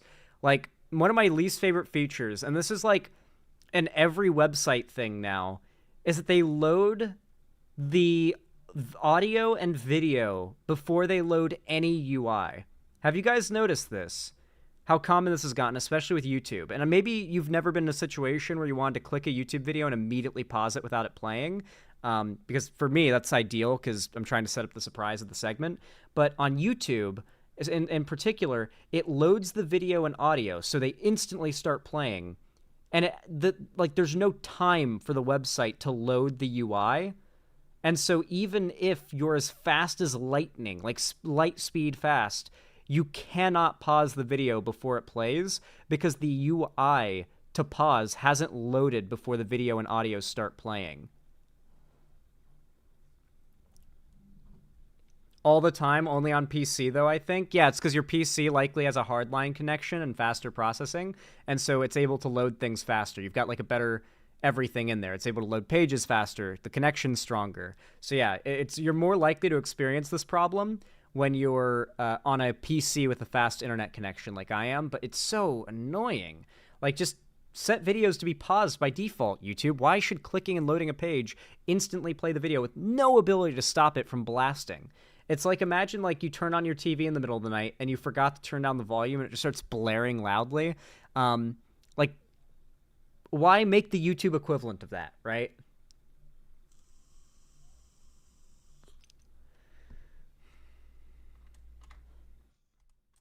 New evidence of side effects of COVID is permanent lung damage. Everyone who got COVID has lung damage. Yeah, Delancer, I don't know if you're aware of this, but my mom got her lungs checked the other day, and her lymph nodes in her lungs are entirely destroyed, like completely destroyed. I don't know if it's the case for me, but almost certainly going to be true for me as well. I probably simply lack lung lymph nodes now.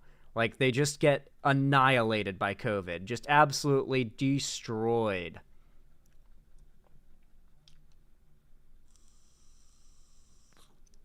So that's cool. I'm probably going to die when I'm like 42. That's pretty dope. Don't know what lymph nodes are? They're pretty important. You've got some here, you've got some here, you've got some in your chest, you've got some more in your neck, you've got some in your throat, you've got some in your ears, you've got some in your... Like, you've got lymph nodes everywhere, dog. They're basically like the powerhouses of your immune system. I've got a pretty strong immune system, though, low-key. Like, I would... Maybe... COVID hitting me so hard was my immune system burning that shit out of me because, you know, fever, aches, chills, all of this is, those are all, like, your immune system fighting a virus. But, like, one thing I've noticed is I've never gotten an infection in a cut or a scratch. And I don't really, like, treat those injuries like they're a big deal. Like, I've heard of, like, people can apparently die of an infected hangnail. And, like, I'll get, like, a cut or something, and I just run really hot water, painfully hot water over it. And then I just, like, maybe use a little soap. And then I just kind of wait for it to heal on its own. And I've never had an infection or, like, some weird bullshit happen. And whenever I hear about how, like, yeah, in a zombie apocalypse, you could get, like, a cut and die without antibiotics. And it's like, I don't know, man. I've gotten a lot of cuts in my life, and I've never taken antibiotics for them or anything, and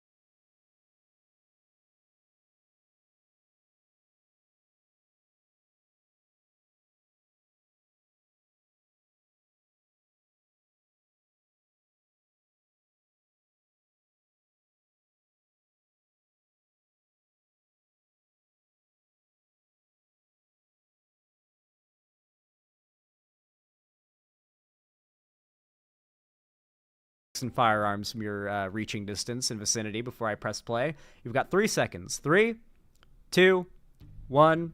Good luck. If you allow your 2-year-old to smear the contents of his diapers on the wall of your living room, and you do nothing about it, if you allow your 14-year-old to light a joint at the breakfast table, if you allow your hormone-addled 15-year-old daughter to like slam the door of her bedroom and give you the finger, you're gonna get more of it. And those kids are gonna wind up in rehab. It's not good for you, and it's not good for them. No. There has to be a point at which dad comes home.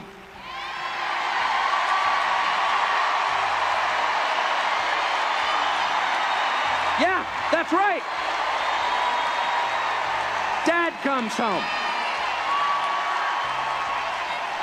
And he's pissed. Dad is pissed. We're talking He's about not Trump. vengeful. He loves his children. Disobedient as they may be, he loves them. Because they're his children, they live in his house. But he's very disappointed in their behavior. And he's gonna have to let them know. He's gonna have to get to your room right now and think about what you did. And when dad gets home, you know what he says? You've been a bad girl. You've been a bad little girl and you're getting a vigorous spanking right now. And no, it's not gonna hurt me more than it hurts you. No, it's not. I'm not gonna lie. This is gonna hurt you a lot more than it hurts me. And you earned this. You're getting a vigorous spanking because you've been a bad girl. And it has to be this way. It has to be this way because... So, there is a theory of the shadow self, the deepest, the darkest desires of any man or human on this earth, and that sometimes the shadow self, it leaks out. It shows itself in body language, in words, and subtle linguistic tones. And here, I believe we're seeing a shadow leak, as they say. The shadow self is leaking through. Tucker Carlson is unable to suppress his desire to talk about spanking seemingly underage girls on stage. Obviously, there's a lot to talk about here, a lot to deconstruct. Okay, a lot to deconstruct. We're gonna need a little while with this one, but I'm gonna let this finish playing before I start letting loose on it. Because it's true, and you're only gonna get better when you take responsibility for what you did. That's not said in the spirit of hate. It's not said in the spirit of vengeance or bigotry. Far from it. It's said in the spirit of justice, which is the purest and best thing there is.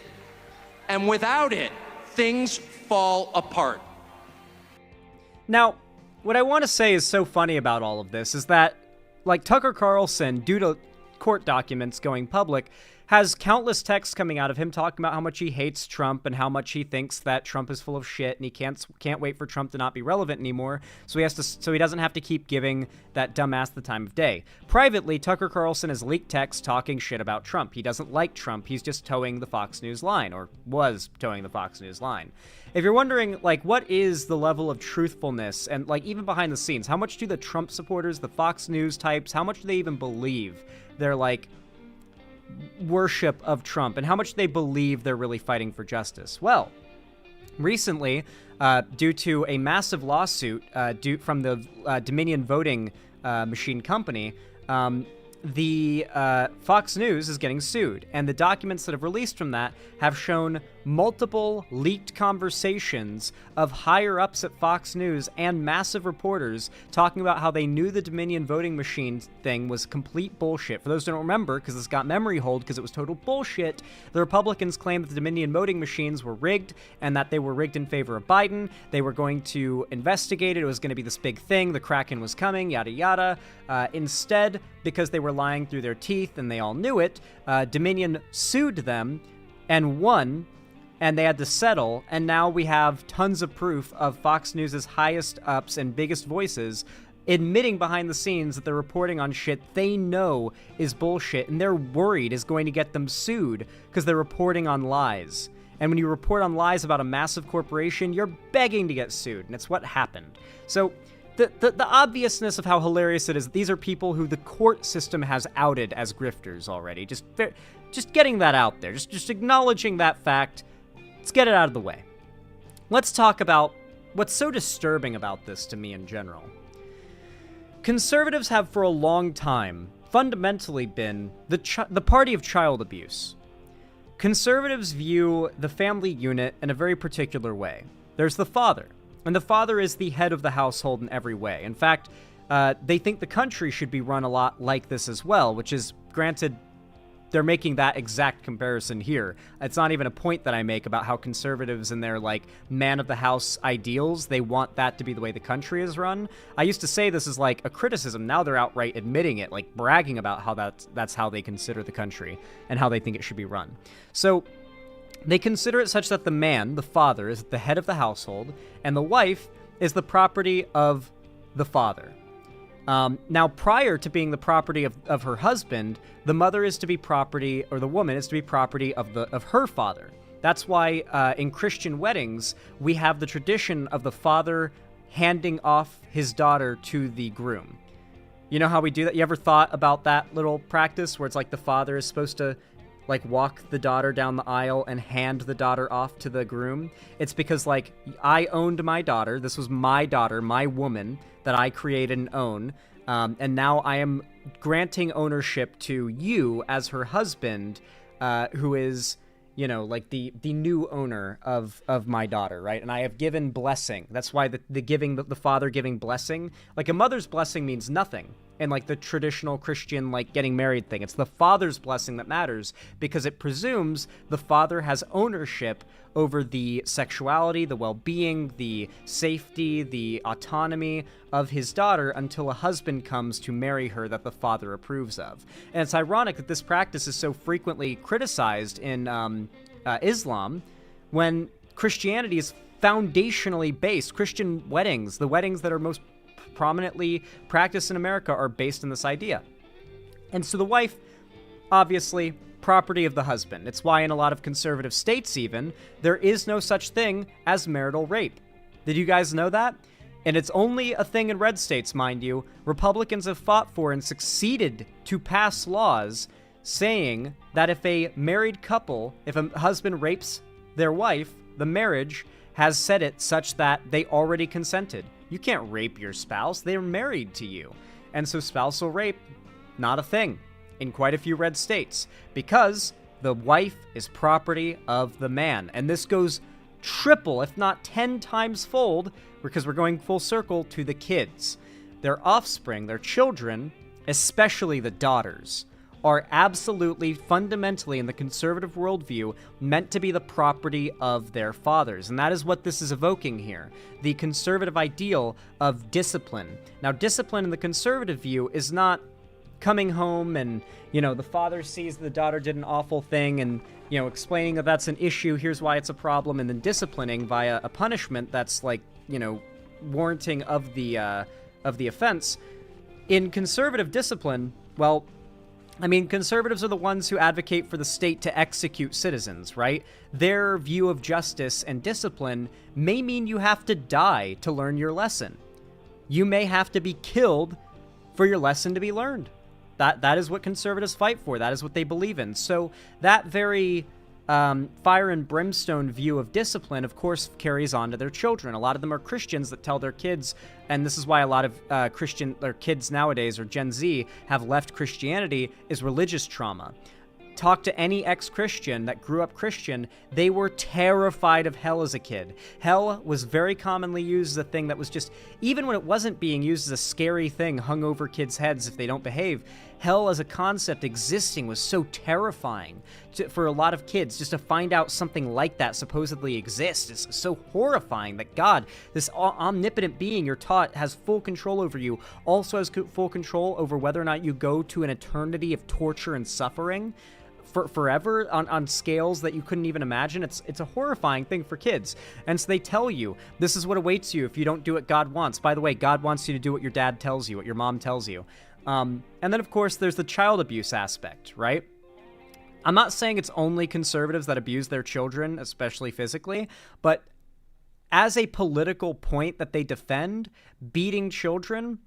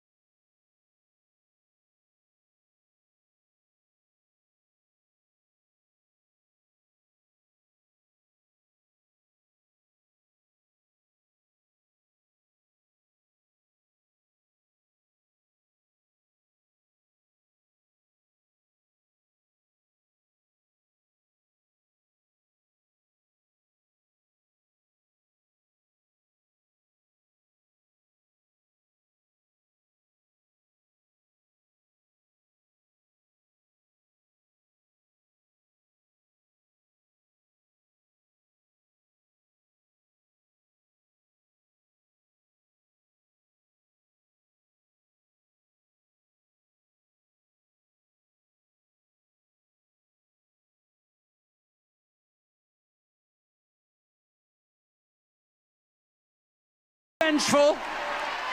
He loves his children. Trump loves you. Trump literally talking about Trump like he's Jesus. You're all Trump's children and he loves you. But you need to accept Trump's wrath. Okay, man. Disobedient as they may be, he loves them.